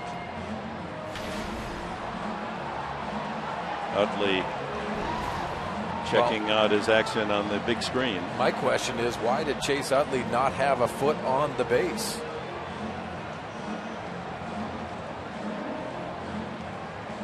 Doesn't really make too much sense, because you put that foot down and then you clear yourself of the base runner sliding in and throw an easy throw to first base. His new shortstop Seager gave him a nice feed.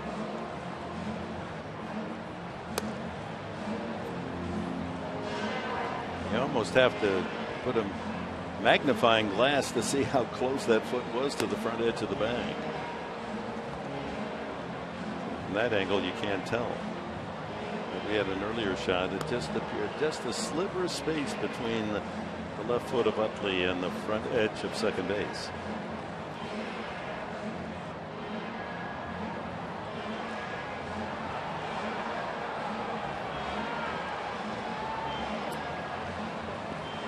Plays not eligible for video review.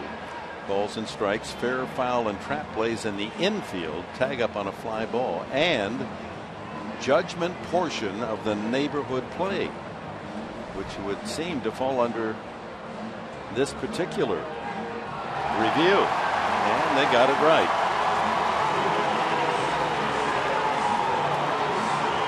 Now the Dodgers, from that distance, how could they tell? I mean, there's some of the reserves, they're upset by it all, but it was a very close call. But you saw, and the review team in New York saw it as safe.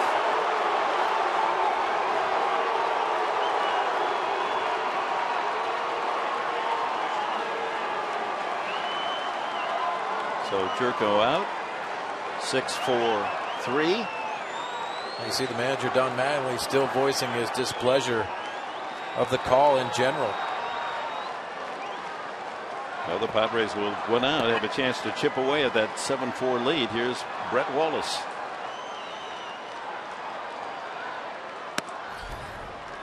So you wanted replay. Yeah. And I didn't, but I didn't even have that one vote. I wish I had. And there's some plays that really deserve that attention. I'm not sure everything needs to be reviewed. Exactly.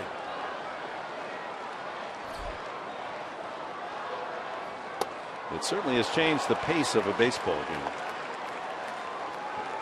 And it doesn't matter if it takes 3 minutes to come up with the conclusion in New York, or it takes 30 seconds. It still disturbs the rhythm of this game. Well, and I also believe, too, a lot of people in this building are still unaware of the reasoning. They went to New York and asked their opinion, and we don't hear anything about that. Off speed, 1-2. Yeah, that's where, and we've said it before, the National Football League, the referee has a microphone and he lets the audience know what's going on. Why can't one of the umpires, not the plate umpire, one of the umpires wear a microphone after that decision is made, announce to the crowd exactly what they saw or what they decided in New York? Yeah, I think you have to. There are going to be adjustments to all of this moving forward. And there needs to be. Got to make sure, though, that microphone is off during arguments. 1-2 to Wallace. He's grounded out and lined out into a double play.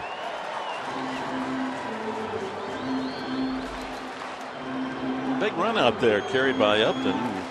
Get him home and make it a 2-run contest.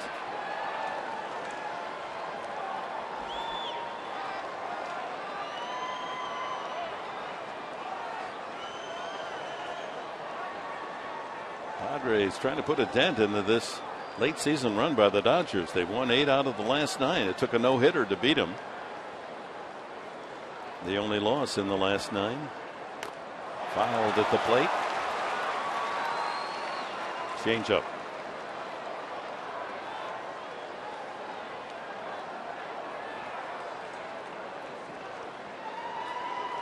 Seven runs, 9 hits, an error for the Dodgers. 4 runs, 9 hits, and a miscue for the Padres.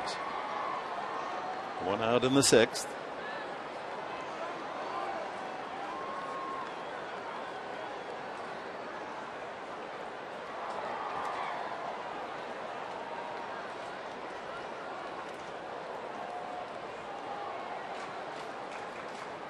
Third Dodger pitcher.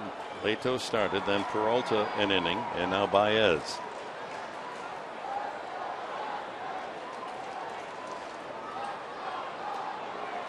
And with a man at second and Grandal going through a series of signs, Baez not reading it.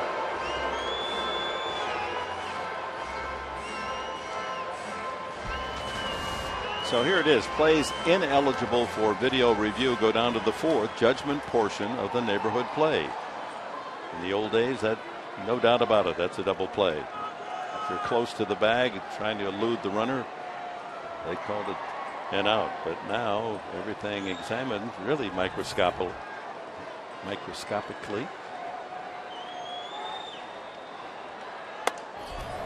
2-2. So why they then reviewed, that's up to you.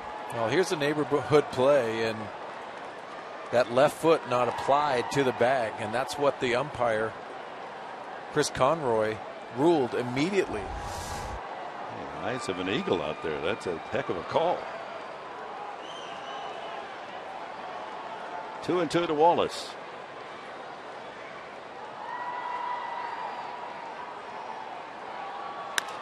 Chopped by the mound, fielded by Seager at the bag for the second out. Upton over to third. It's up to Derek Norris.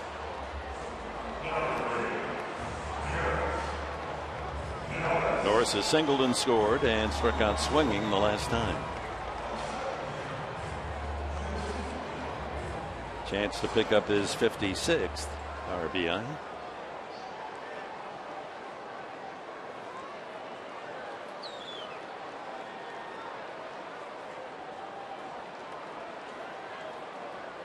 game is slowed to a snail's pace. Yeah, I agree.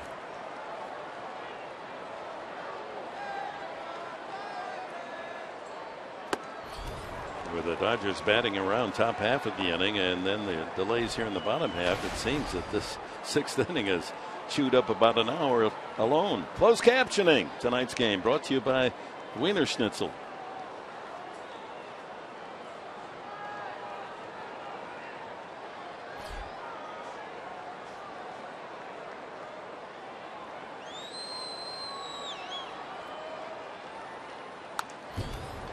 Good swing by Derek Norris. Fastball middle of the plate, but 98 miles an hour. J.P. Howell, the veteran left-hander. Well, he sees action, it seems, in almost every Dodger game. 2 strikes now on the Padre catcher Norris. 2 outs, Upton at third.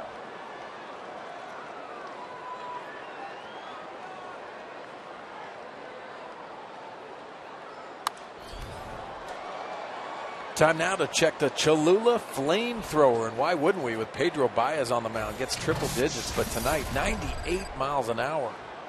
Because he's a visitor, that's hot sauce. I'm not even going to look for a fish taco tonight. How about that? Yeah, even though it's a 98 for a Dodger pitcher, you'll still enjoy a taco? No, I don't want the fish taco tonight. Okay. I'll take the hot sauce, though. Yeah, put that, I'm telling you, on the hot dog. Chili dog. Baez begging for a strikeout there, but doesn't get the call. Clint Barmas, if the inning continues, would hit for the pitcher, Zepchinski.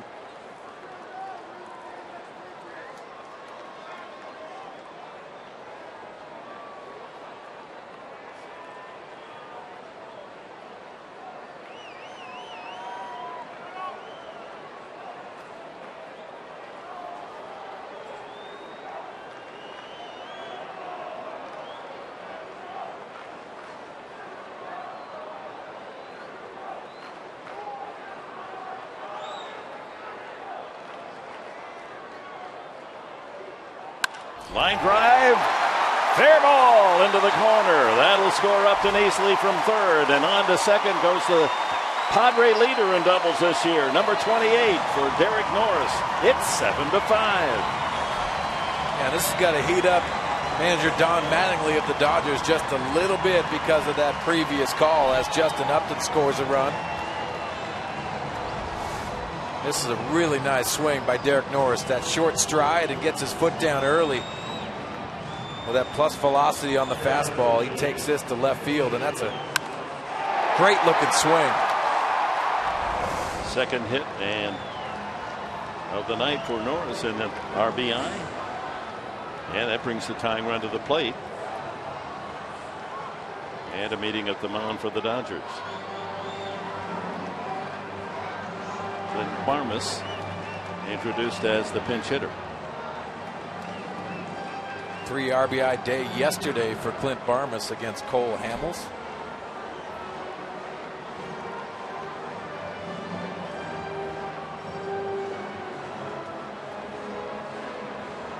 So Pat Murphy and Dave Roberts, the bench coach, just constructing the rest of the game. Conversations, double switch time in the National League. You have to create and use that roster to the best of your ability, plus managing that bullpen.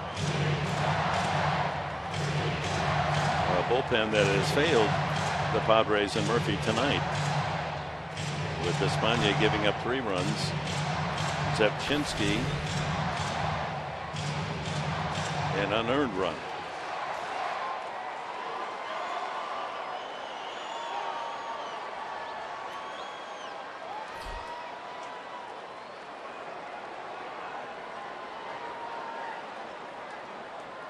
Barmas,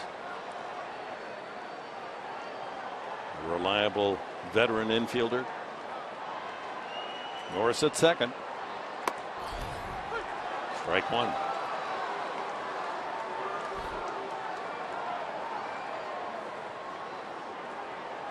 As a pinch hitter this year, Barmas is 4 for 19 with a couple of runs driven in.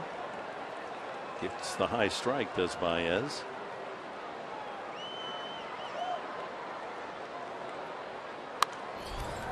And ahead of the hitter 0-2.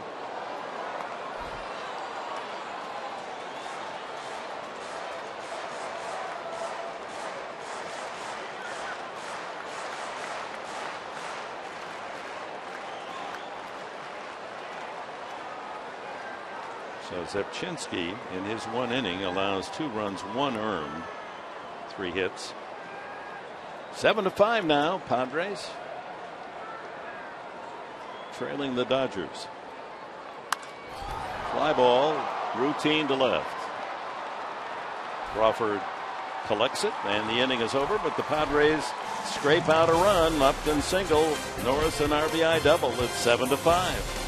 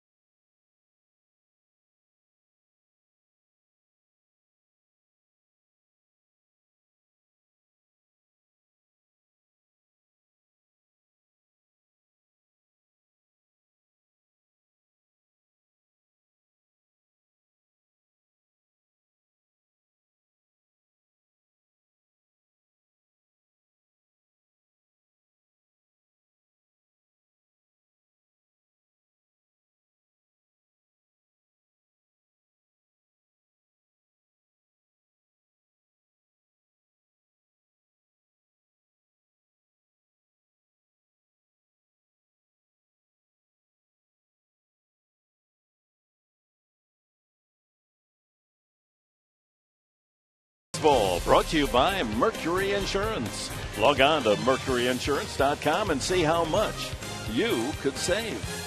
And by Petco, what we feed them matters. That great statue that says so much about the homecoming, military homecoming out by the USS Midway. As we go to the 7th inning, and Kevin Quackenbush will be the pitcher. In between innings, Don Mattingly goes out to talk to crew chief Ted Barrett, working at third base. Lingering effects from that call at second, undoubtedly, costing Mattingly, in his point of view, a run. Quackenbush, his 46th appearance. Yeah, you see good splits against the righties, and got to work on that lefty, but also that fastball curveball, and location has been his problem when he's gotten in trouble. Turner takes strike 1. Grounded out, walked, and singled to lead off that last inning. A big 5-run frame for the Dodgers as they overcame a 4-2 lead for the Padres, and now lead 7-5 as Padres got 1 run back. Turner, then Crawford, and Grandal.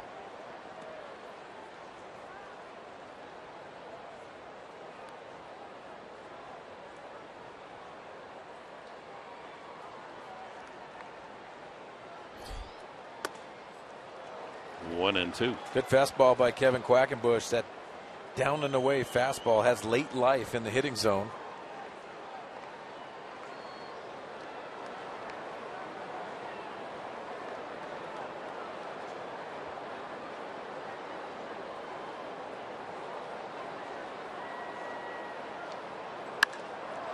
Drive to left field that sends Upton back to the warning track, to the wall, and makes the catch. Oh my. That was just a couple of feet from Turner's 16th homer of the year. Brings up Kyle Crawford. He singled last time and scored. Yeah, Justin Turner tried to get that barrel to the ball inside, pulling those inside, and just short of the wall. And Justin Upton measures it nicely. Crawford a single and a double and a long out to center. That's a strike on the curveball. Crawford continues hot hitting against Padre pitching. Started tonight with 52 hits in his career against San Diego on a .342 average, and adds on a 2 for 3 tonight. 1-1. Well, by knocking Latos out in 4 innings and scoring 4 runs, that snapped a pretty impressive string by Dodgers starters. They'd gone 17 games with no pitcher allowing more than 3 runs until tonight. On ball to Wallace, he backhands, and the toss to Quackenbush. 2 away. As promised earlier in the game, we have tonight's T-Mobile Strongest Fan photo. Tweet your photo using hashtag SDDataStrongFan for a chance to be shown in an upcoming broadcast brought to you by T-Mobile. Well, that's what I'm talking about. Those Yeah. strong fans. That's a hubba right there. Thank you, Mandy, for sending in your photo. Keep sending them in. We'll get them on the broadcast. 2 away to Yasmani Grandal. 2 strikeouts and a walk. Scored one of the 5 runs in the last inning. There's a confused couple.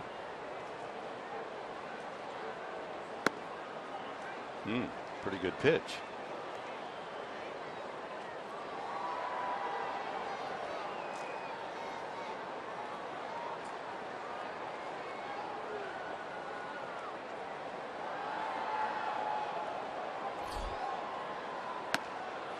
Two and 0 off speed.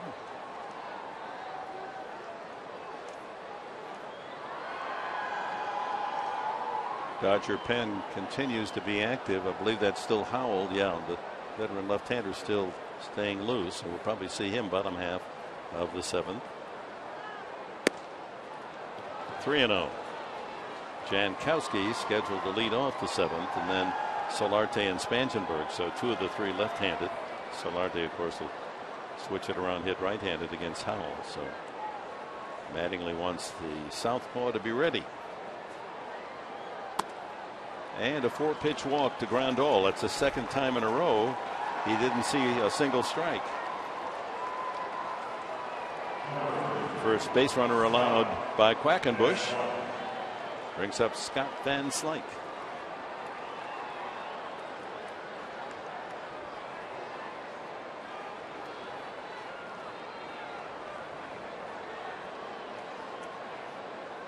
Van Slyke has grounded out twice and fly to center. His last ground out on a broken bat roller knocked in a run. Bases loaded.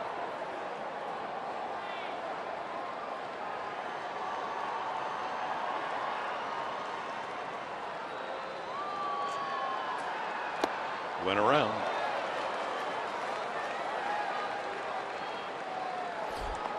So tomorrow night, 6:30 our TV time here on Fox Sports San Diego. James Shields goes for win number 11 against Mike Bolsinger of the Dodgers. He's 5-3. One of those wins against the Padres, very impressive up at Dodger Stadium. Yeah, with Bolsinger, the good start. There were a lot of curveballs thrown. Swing and a miss, strike 3. That's it for the Dodgers top half of the 7th. The stretch half here at Petco, 7-5 for the visitors.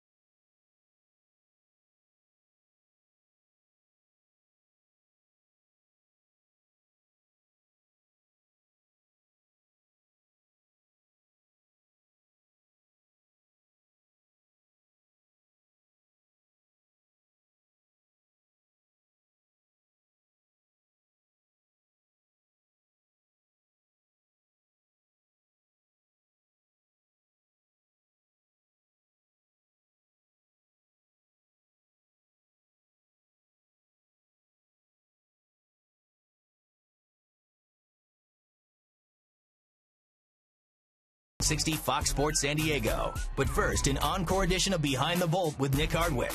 Then, Aztec football with Rocky Long. He can make people miss. He can outrun people. He can catch the ball in the backfield. He actually runs the power play where he actually runs into people and sometimes runs over people. He's got it all. He's not very big, but he's got it all, and it gives us a chance to win. All right, football action and insights after our baseball coverage tonight. Aztec football with Rocky Long. Nick Hardwick, and of course he's fresh from being an outstanding center and player with the Chargers, gives you terrific insights. We'll be talking about that linebacker, Kyle Emanuel.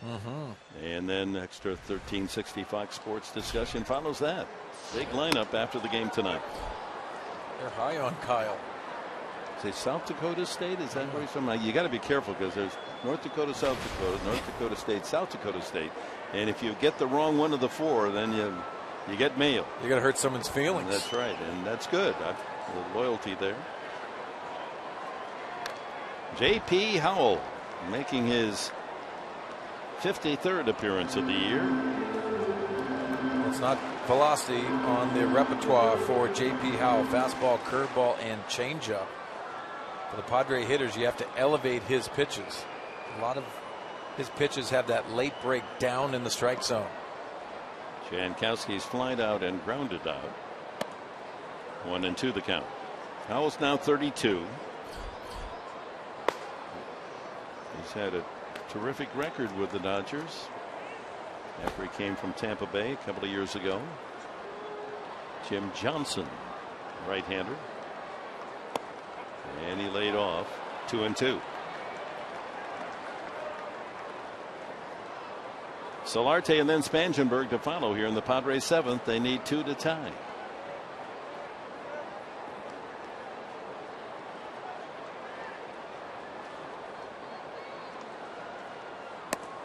Spins it outside, full count.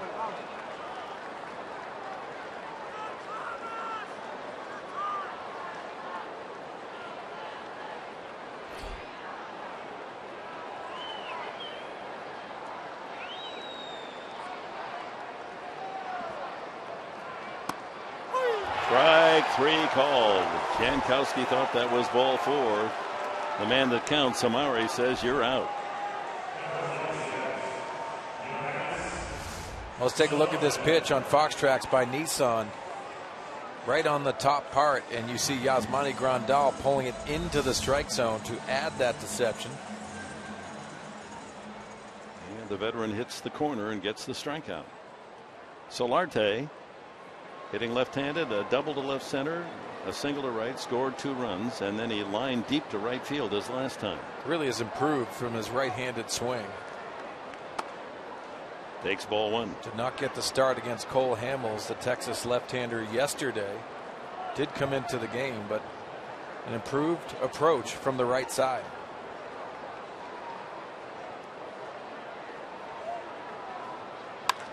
Deep drive to left. If it's fair, that ball is long gone, and it is out of here. Touch 'em all.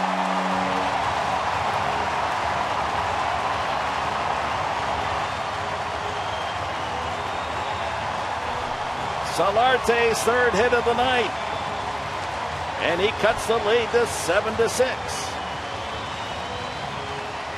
He's a triple shy of the cycle.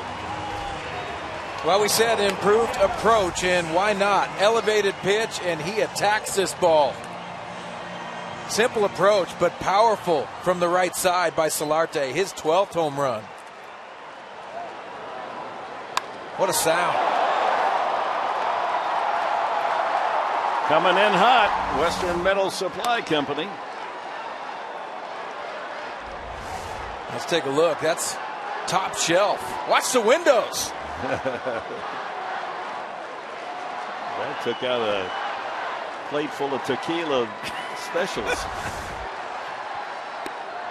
Strike 2 to Spangenberg, who has a bunt single and a sacrifice, 1 for 2. You guys got to watch out for my fish tacos up there. That's a sweet swing by Solarte. A 7-6 game here in the 7th. And a swing and a miss got him on the breaking ball away. Second strikeout for Howell. Well, how about the location on the home run? Let's take a look at it. Up and in, and he attacks that ball right down the middle, up. That's where it landed. And that almost hit deep enough to go on the roof. That is a big-time home run. Looks as if Mattingly's going to change pitchers and a double switch here. He brought in Howell to pitch to the 3 men, 2 of them left-handers, and he struck out the 2 left-handers, but gives up the home run to Solarte when he switches to the right side. This fan says, get that out of here, and then I'm going to quickly pick it up, and hey, look at that. What a play. Hubba hubba.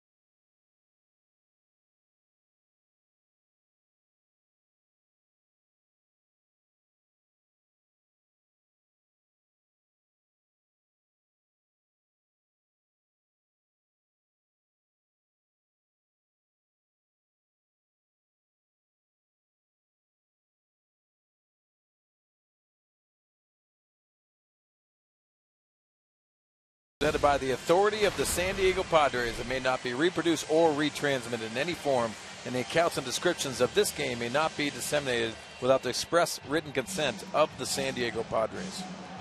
Jim Johnson, the veteran right-hander, acquired in a trade with Atlanta at the deadline this year. Well-traveled, had a couple of big years with the Baltimore Orioles. Well, you see the splits, not very good for Jim Johnson. It's a sinker baller, but he has been elevated. The double switch, A.J. Ellis in at the catcher's position, changing out with Yasmani Grandal and Matt Kemp at the plate. Kemp takes the breaking ball for a strike. An enthusiastic crowd here on the Thursday night at Petco Park, 33,505. A 7-6 game. They've seen lots of action and plenty of time left. Shift on to Kemp, and he bounces it to the left side. And the rookie Seager throws him out. Well, the Padres get one back. They're within one. And Jan Solarte's home run, a long distance shot. Number 12. The spirit is here. It's 7-6.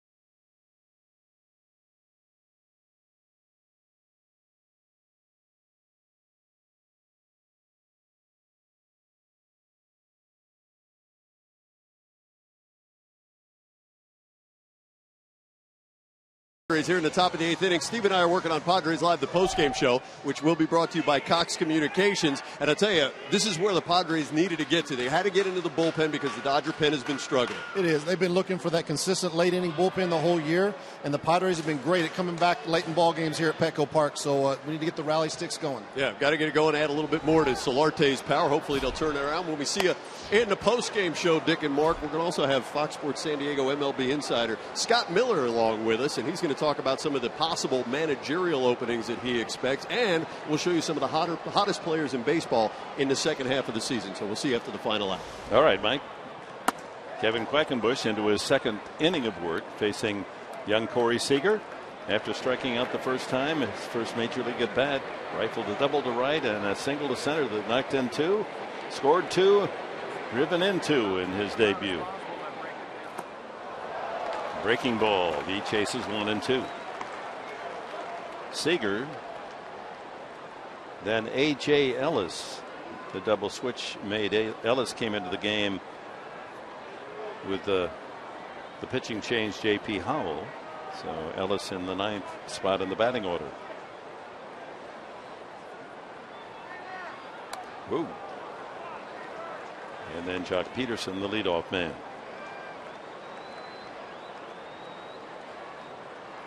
Padres have out-hit the Dodgers 11-9, but the Dodgers putting their hits together. 2 runs, 3 hits in the 5th, and 5 runs, 5 hits in the 6th. By the mound to Jerko. 1 away. Well, my partner Mark Sweeney taking Justin Upton. That pushes me down in the cellar again. Well, I've been there all season. I feel comfortable down here. Well, there's a lot of wine, down in the cellar. Yeah, there's a lot of wine in the cellar, but Yangervis Solarte doing a nice job for Ali Sturm. Nice pick tonight. Oh, the I'm second very pick. proud. Yeah. Gives the ladies an 8-point lead over Mark Grant. And Comrades, how did he do tonight? He's got a goose egg up there with Brett Wallace. He's made a good run. He sure has. He's only 14 off the lead. A.J. Ellis, veteran catcher. Pitchers love him. Good receiver. He was below the Mendoza line the last time we saw him, but he's put some hits together and raising his average up to 238 with 4 homers. Everyone needs a player like A.J. Ellis on their club, extension of the coaching staff. Right field at Kemp for the second out. Brings up Jock Peterson, 1 for 4, an RBI smash off the starting pitcher, Colin Ray. Ray fortunate he wasn't severely injured. That was a wicked line drive right back at Ray, and fortunately hit him left side shoulder, it appeared. But that was very close to being right in the face. Well, again, solid work out of Colin Ray tonight. 5 innings and 2 walks, 6 strikeouts. Very aggressive with his fastball tonight, and put away a couple hitters with that good breaking ball that he had to go along with those fastballs. 7-6, the Dodgers lead. Padres in the bottom half of the 8th will have the middle 3 in the order: Upton, Jerko, and Wallace. See if Jim Johnson, who got the quick out in the last inning, will be back on the mound for the Dodgers. Off the fist, rolled to Jerko, and Quackenbush, a solid 1-2-3, 8th inning. So the Padres trailing by 1 have Justin Upton leading on.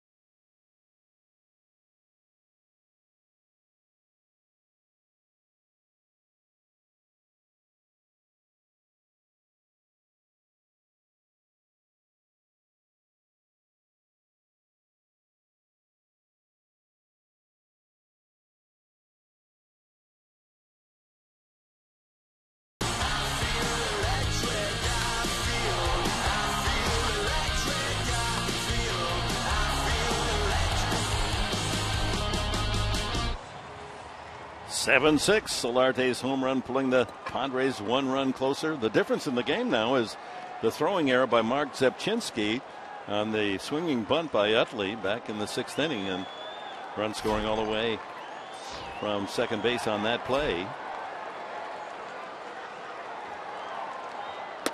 for the 7th Dodger run, and they lead 7-6. The attendance tonight of 33,505, by the way, pushes the Padres over the 2 million mark on the year. Congratulations to you Padre fans and some Dodger fans tonight. And we expect the crowds on Friday, Saturday, Sunday to all exceed the 33,000 tonight. Upton, first 2 times up, doubled and is singled, so a perfect 3 for 3-9 for Justin. 94 on the Johnson fastball, falls behind, 3-0. Yeah, that plate moves around with Jimmy Johnson on the mound, and at times that command can waver. Activity in both pens. All 4, a 4-pitch walk, and the tying run is on. Lead off here in the 8th. Mateo and Benoit in the Padre pen. Luis Avilan, acquired from Atlanta, left-hander, loosening for the Dodgers.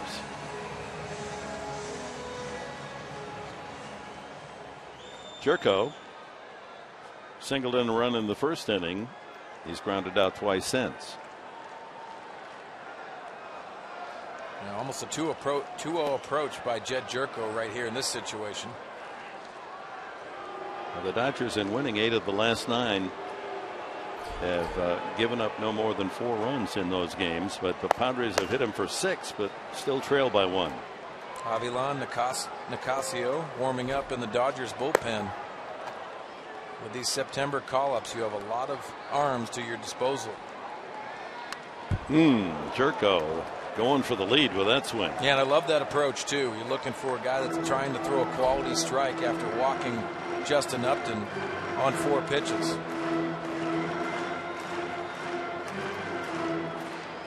Johnson, along with left-hander Alex Wood and Avilan, in the trade with the Braves at the trade deadline for Bronson Arroyo. Ooh, that was close. And infielder Jose Peraza.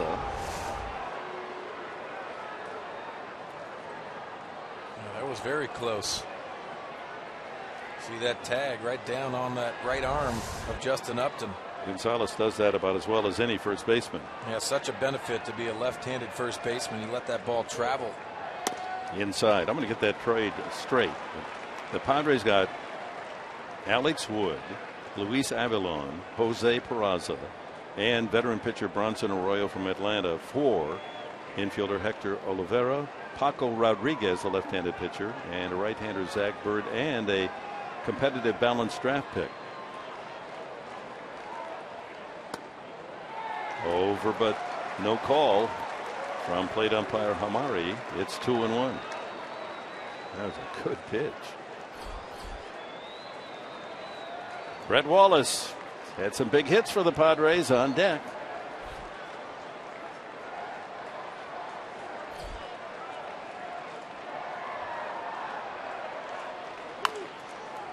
Again, the Rockies beat the Giants tonight 11-3. Hangover for San Francisco after 3 tough 1-run losses in the 3-game sweep by the Dodgers over the Giants. Demoralizing series for the San Francisco Giants and Bruce Bochy's club. I mean, they don't have their double play combination. Crawford and Panic are gone. Boy, does that take a bite out of the terrific infield? Yeah, a lot of adversity they've dealt with. And Hunter Pence is on the DL. Count levels at 2-2. Just got news that 2-time Cy Young Award winner Tim Lincecum had hip surgery today, and he will be out for the rest of the season, possibly ending his career in a Giant uniform. There's the box score with Solardi leading the way, 3 hits, and Upton with 3.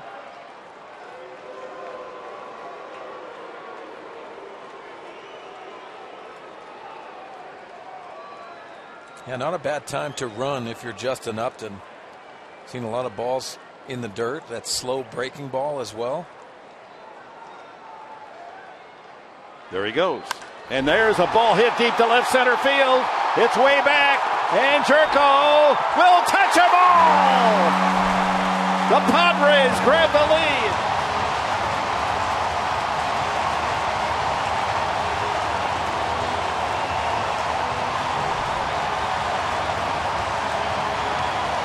Number 11 for Jed Jerko, and the man from West Virginia has just given San Diego an 8-7 lead. Well, how about Jed Jerko's second half? We'll go pitch to pitch. This is the first pitch. That's a beautiful swing. Set him up for some success later in the at-bat.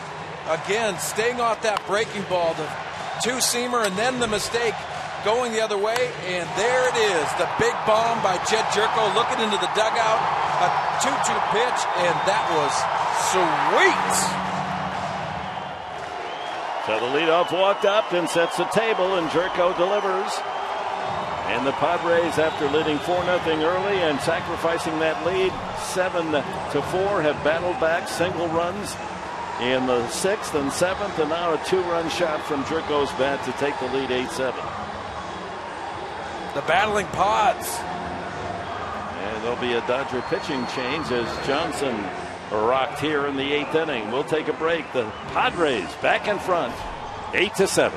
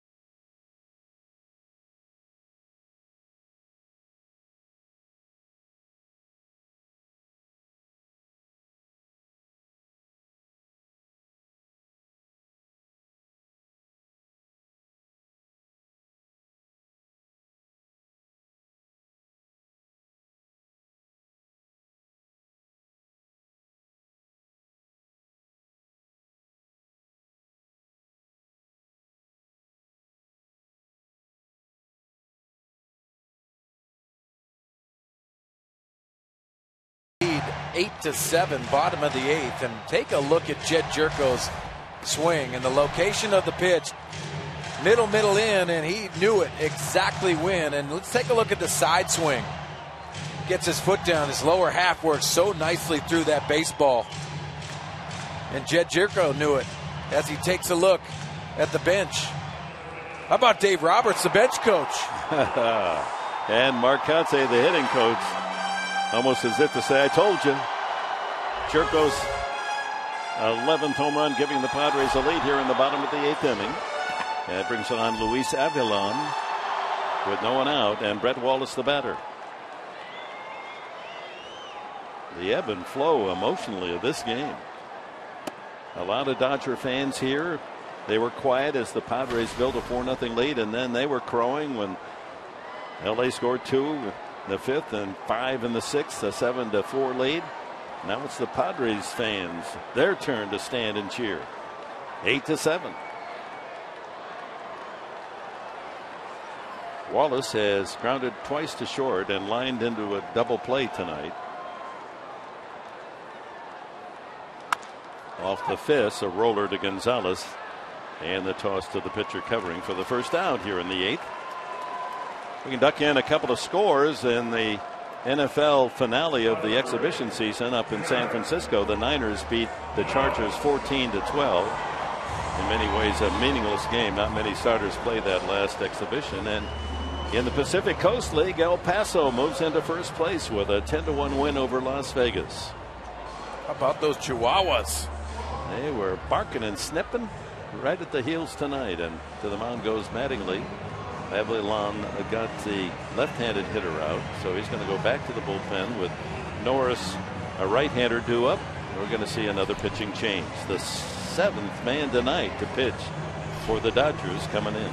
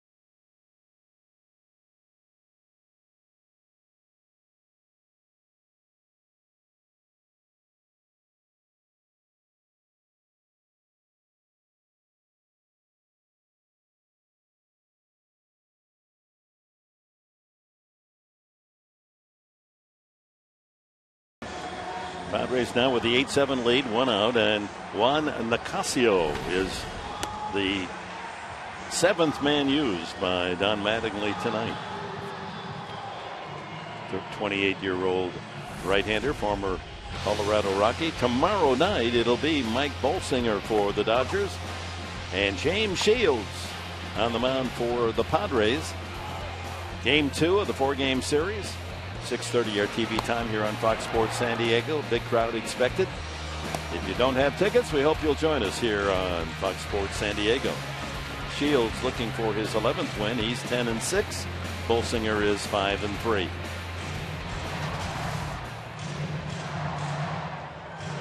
There's James Shields and taking the ball tomorrow night and pitched very well his last start. Juan Nicasio, the former Rocky. That bullpen had allowed only 2 earned runs in the last almost 3 full games, 26 2/3 innings, but 4 tonight, giving up the lead. Well, Dick, we touched on the weakness after Zach Greinke and Clayton Kershaw, but this bullpen has to be solved as well. Hard throwing Nicasio. Derek Norris has a single and an RBI double in his 3 trips. The double is 28th of the year to lead San Diego.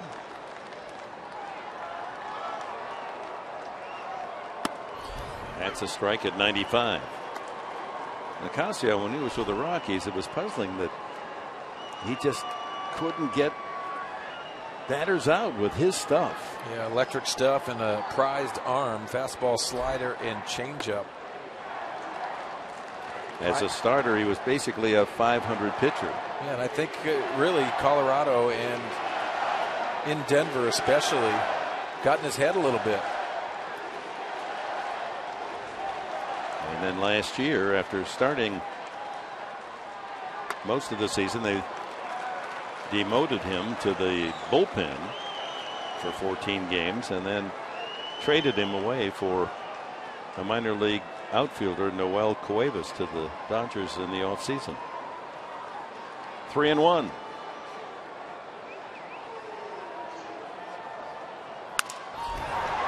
Into the hole. Seager makes a nice play, gets up, but no chance to throw out Norris with his speed. A good play by Seager.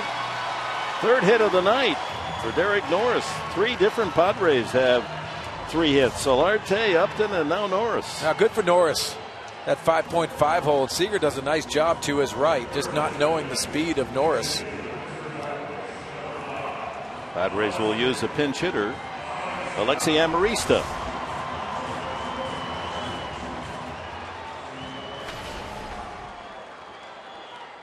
Batting for Quackenbush, and 2 good innings for Quackenbush to keep the Dodgers silent and allow the Padres to come back.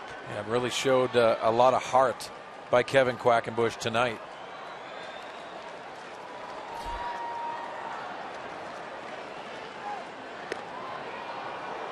And that shot by Jed Jerko.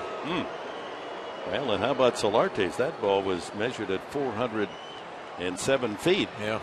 And the only reason they got the exact measurement, Sam Liederkranz Jr. is a waiter up inside the Western Metal Supply Company in that third deck. Yeah, he's the one that got knocked over by the guy knocking the door open. That's right. He had it spotted right there. He put the steak right where that landed on the table. Did you say steak? That's right. You can have your tacos. I'll take the porterhouse. Strike to Amarista.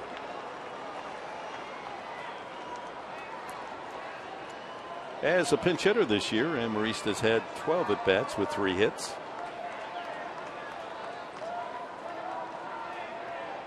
Trying to keep it going, fortify that 8-7 lead. Mm, 95. Well, you see the stuff by Nicasio. He can reach back and that plus velocity and pitching at the top of the strike zone. Looking ahead to the 9th inning, the Dodgers have Utley, Gonzalez, and Turner scheduled. Anyone gets on Carl Crawford.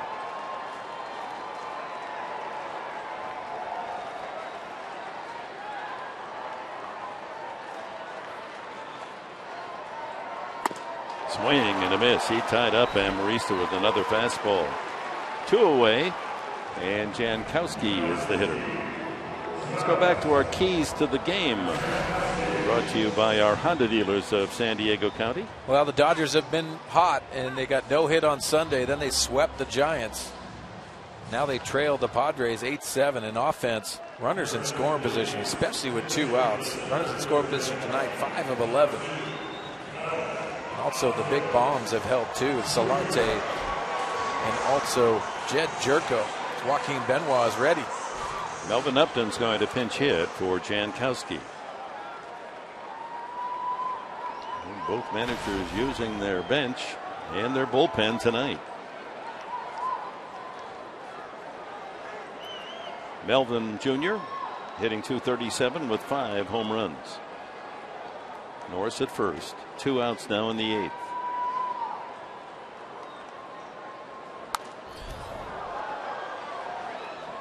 .96 again. Nicasio firing that fastball.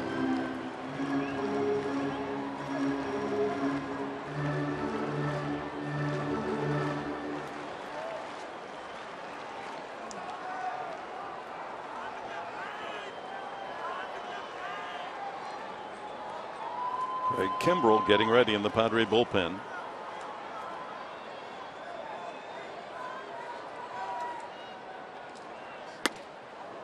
Outside, 1-1.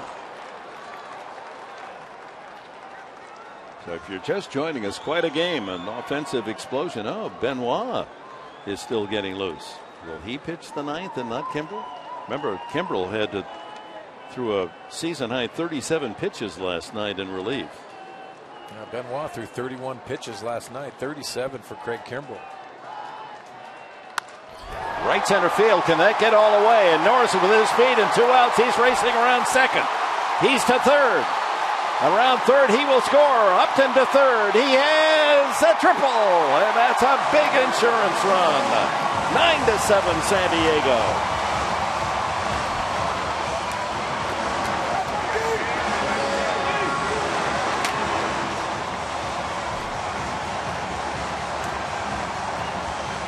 Well, the Padres keep battling, and what a nice stroke by Melvin Upton Jr. hitting the gap, taking that fastball the other way And this ball is smoked into the gap. Splits the outfielders.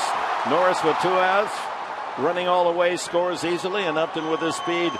An RBI triple to make it 9-7. That'll bring up Jan Solarte. And Solarte is a triple shy of the cycle tonight. Single, double, home run. In fact, the double leading off the game, he was thinking about going for 3 on that play. Out of play. But with Solarte's speed, it would have to be measured exactly for him to leg out a triple. There's the double. And watch, when he turned second, he was still thinking maybe 3, but pulled up. Then the ground ball through the right side, and then the last time hitting right-handed sends one 400 plus. Wake up the fans in the third deck of the Western Metal Supply Company building. Mm. 0-2. Well, Dick, you see that gap in left center with Jock Peterson squeezed over to right. It'd be getting pretty interesting if he shoots that gap. And even a base hit, Padres would welcome another run, take a 10-7 lead to the 9th inning.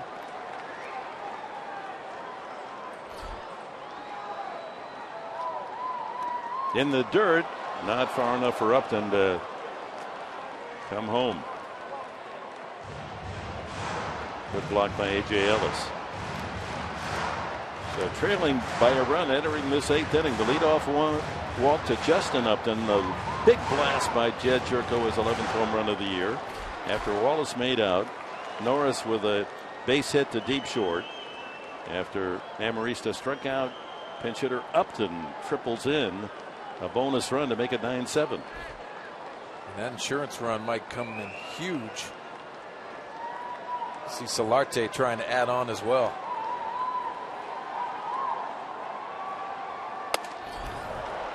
Two balls, 2 strikes.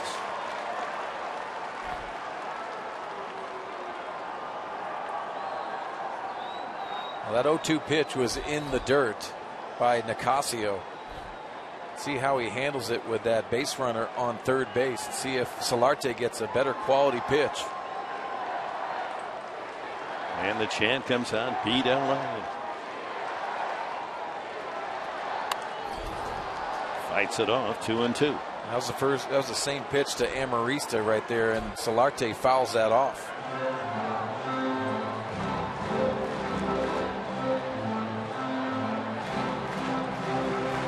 Haven't seen many like this. A scoring fest at Petco tonight, 9-7.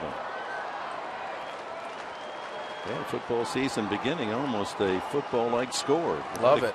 Got to kick an extra point here, make it 10-7.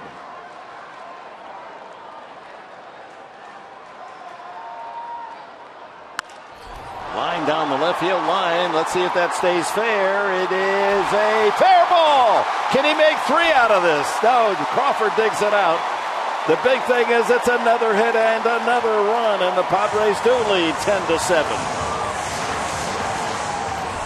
What a night for Solarte. Single, 2 doubles, and a home run. How do you not just love Yangervis Solarte? The energy he puts in the game and the passion. And watch this pitch. This ball's off the plate. I didn't think that'd stay fair off the bat. He sliced it down the left field line, and you see it just nestling in that corner, just barely hitting the top part of that wall. A short corner there in left field. He almost sent that out of here. Well, another add-on run, which is very important for the San Diego Padres. 4-run 8th inning and a 10-7 score. Here's Spangenberg. A 1 single and 3 at-bats for the Padres second baseman.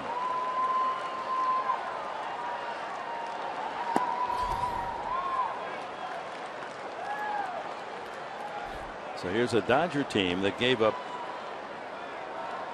5 runs to the Giants in 3 games. They come to San Diego and give up 10 in 1 game. Ooh, watch out. Fortunately, that didn't go into the crowd. You know, Dick, that interesting play, that neighborhood play of Chase Utley in the 6th inning, answering the 5-run 6th of the Dodgers, looms pretty large. Because if you think about it mentally for the Padres, after giving up 5 runs and answering back, even if it's 1 run, very important and frustrating for the Dodgers. Yeah, that did renew hope. It was 7-4. Picked up the run there, then another in the next inning. And now here the big 8th inning. Some crooked numbers on the board tonight, and that big 4 in the 8th to give the Padres the lead. 15 hit attack.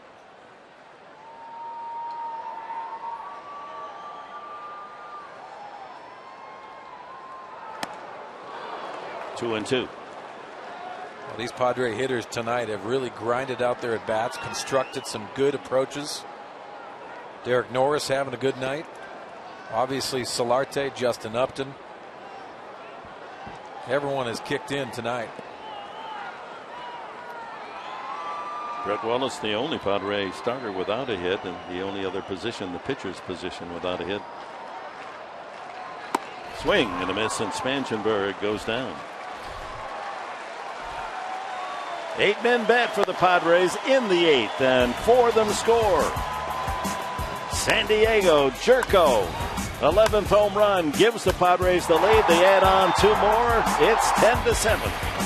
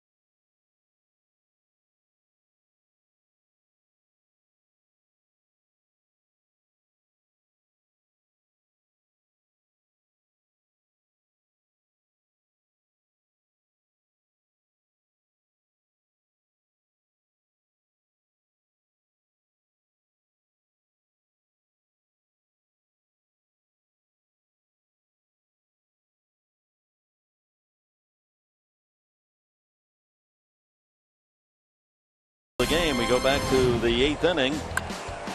Derek Norris, Solarte.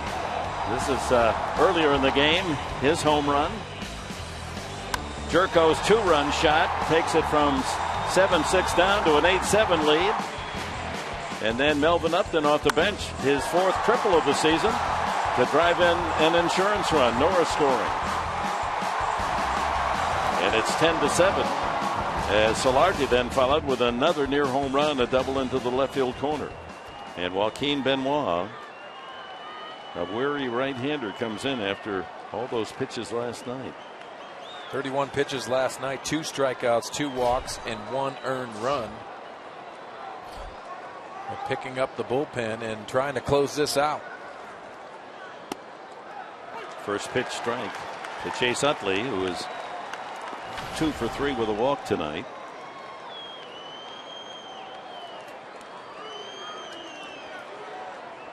'59th appearance for the veteran right-hander.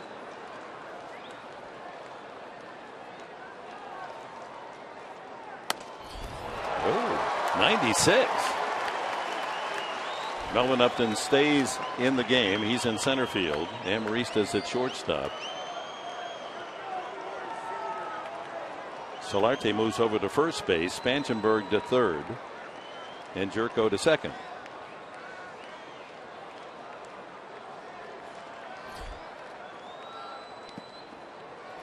Change up in the dirt, 1-2. So the current alignment with the shift on. Amarista is the lone figure on the left side. with Spangenberg, Jerko, and Solarte on the right side. Again, Solarte at first base. Well, with that game in Colorado already finished, where the Rockies beat the Giants, the reeling Giants, 11-3, the Giants become Padre fans. Benoit trying to close the deal.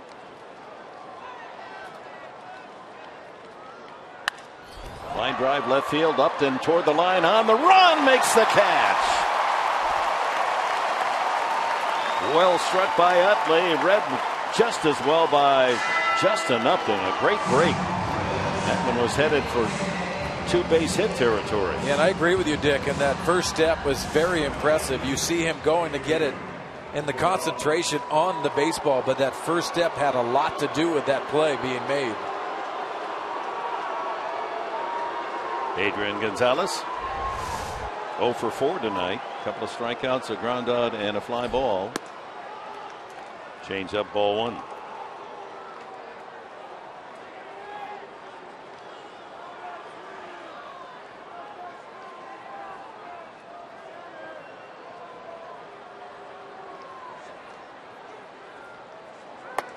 Swing and a miss. Shift is on. There's Don Mattingly, the manager of the Dodgers, and his concern has to be what's going to go on with this bullpen. Because they did not look good tonight in trying to preserve that lead. Yeah, the bullpen gave up 6 runs and 7 hits.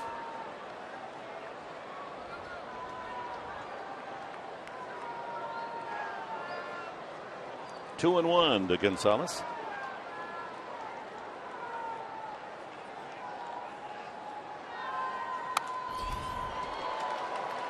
Well, that was right down the heart of the plate. And Adrian, look at him. He always said, "How did I miss that one?" Yeah, he's working underneath the baseball. You could see just his mannerisms. Plenty of options for Joaquin Benoit. Go to that changeup or possibly elevate that fastball. Jerko out in shallow right field in the shift. Swing and a miss, strike 3. Fastball, 95. So Benoit still has some fuel in the tank after a long inning of relief last night. Yeah, it looked like he shook off the changeup to go to the heat, and why not? Throwing 95 miles an hour by the bat of Adrian Gonzalez. Watch the barrel underneath the baseball. Third time tonight Gonzalez has struck out. He wears the collar.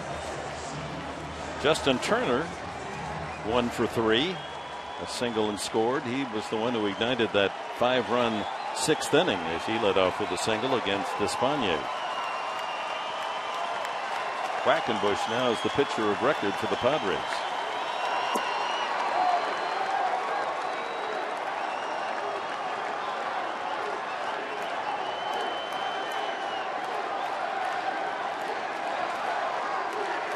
$33,505 and the Padre faithful trying to rub it in on the Dodgers to beat LA, they chant. 1-1. Yeah, gritty effort by Joaquin Benoit, as we talked about earlier. 31 pitches last night, taking the ball. And Quackenbush and Benoit riding the ship after Despagne and Zepchinski gave up that 5-run 6th inning. Breaking ball, and it's 1-2. Benoit doesn't throw that slider very often.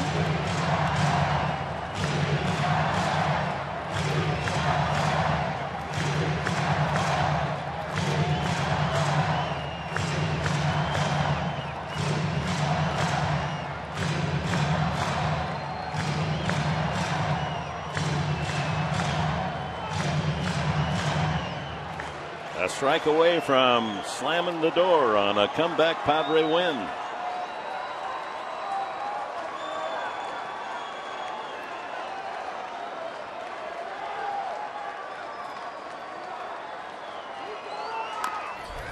Excuse me, swing. The throw by the catcher Norris for the out to first to Solarte.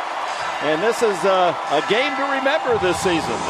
There have been some highlights, and this would go into that category as the Padres rally from 7-4 down to win it 10-7 Here's Mike Pomerantz. Dick, thanks very much. But Steve and I see you on the post-game show. We're going to talk about some of those highlights you just mentioned. Nice night by Jed Jerko. Also, Jan Hervis Solarte. You'll hear from Pat Murphy, and we'll tell you about the managerial openings to be expected this season when it wraps up.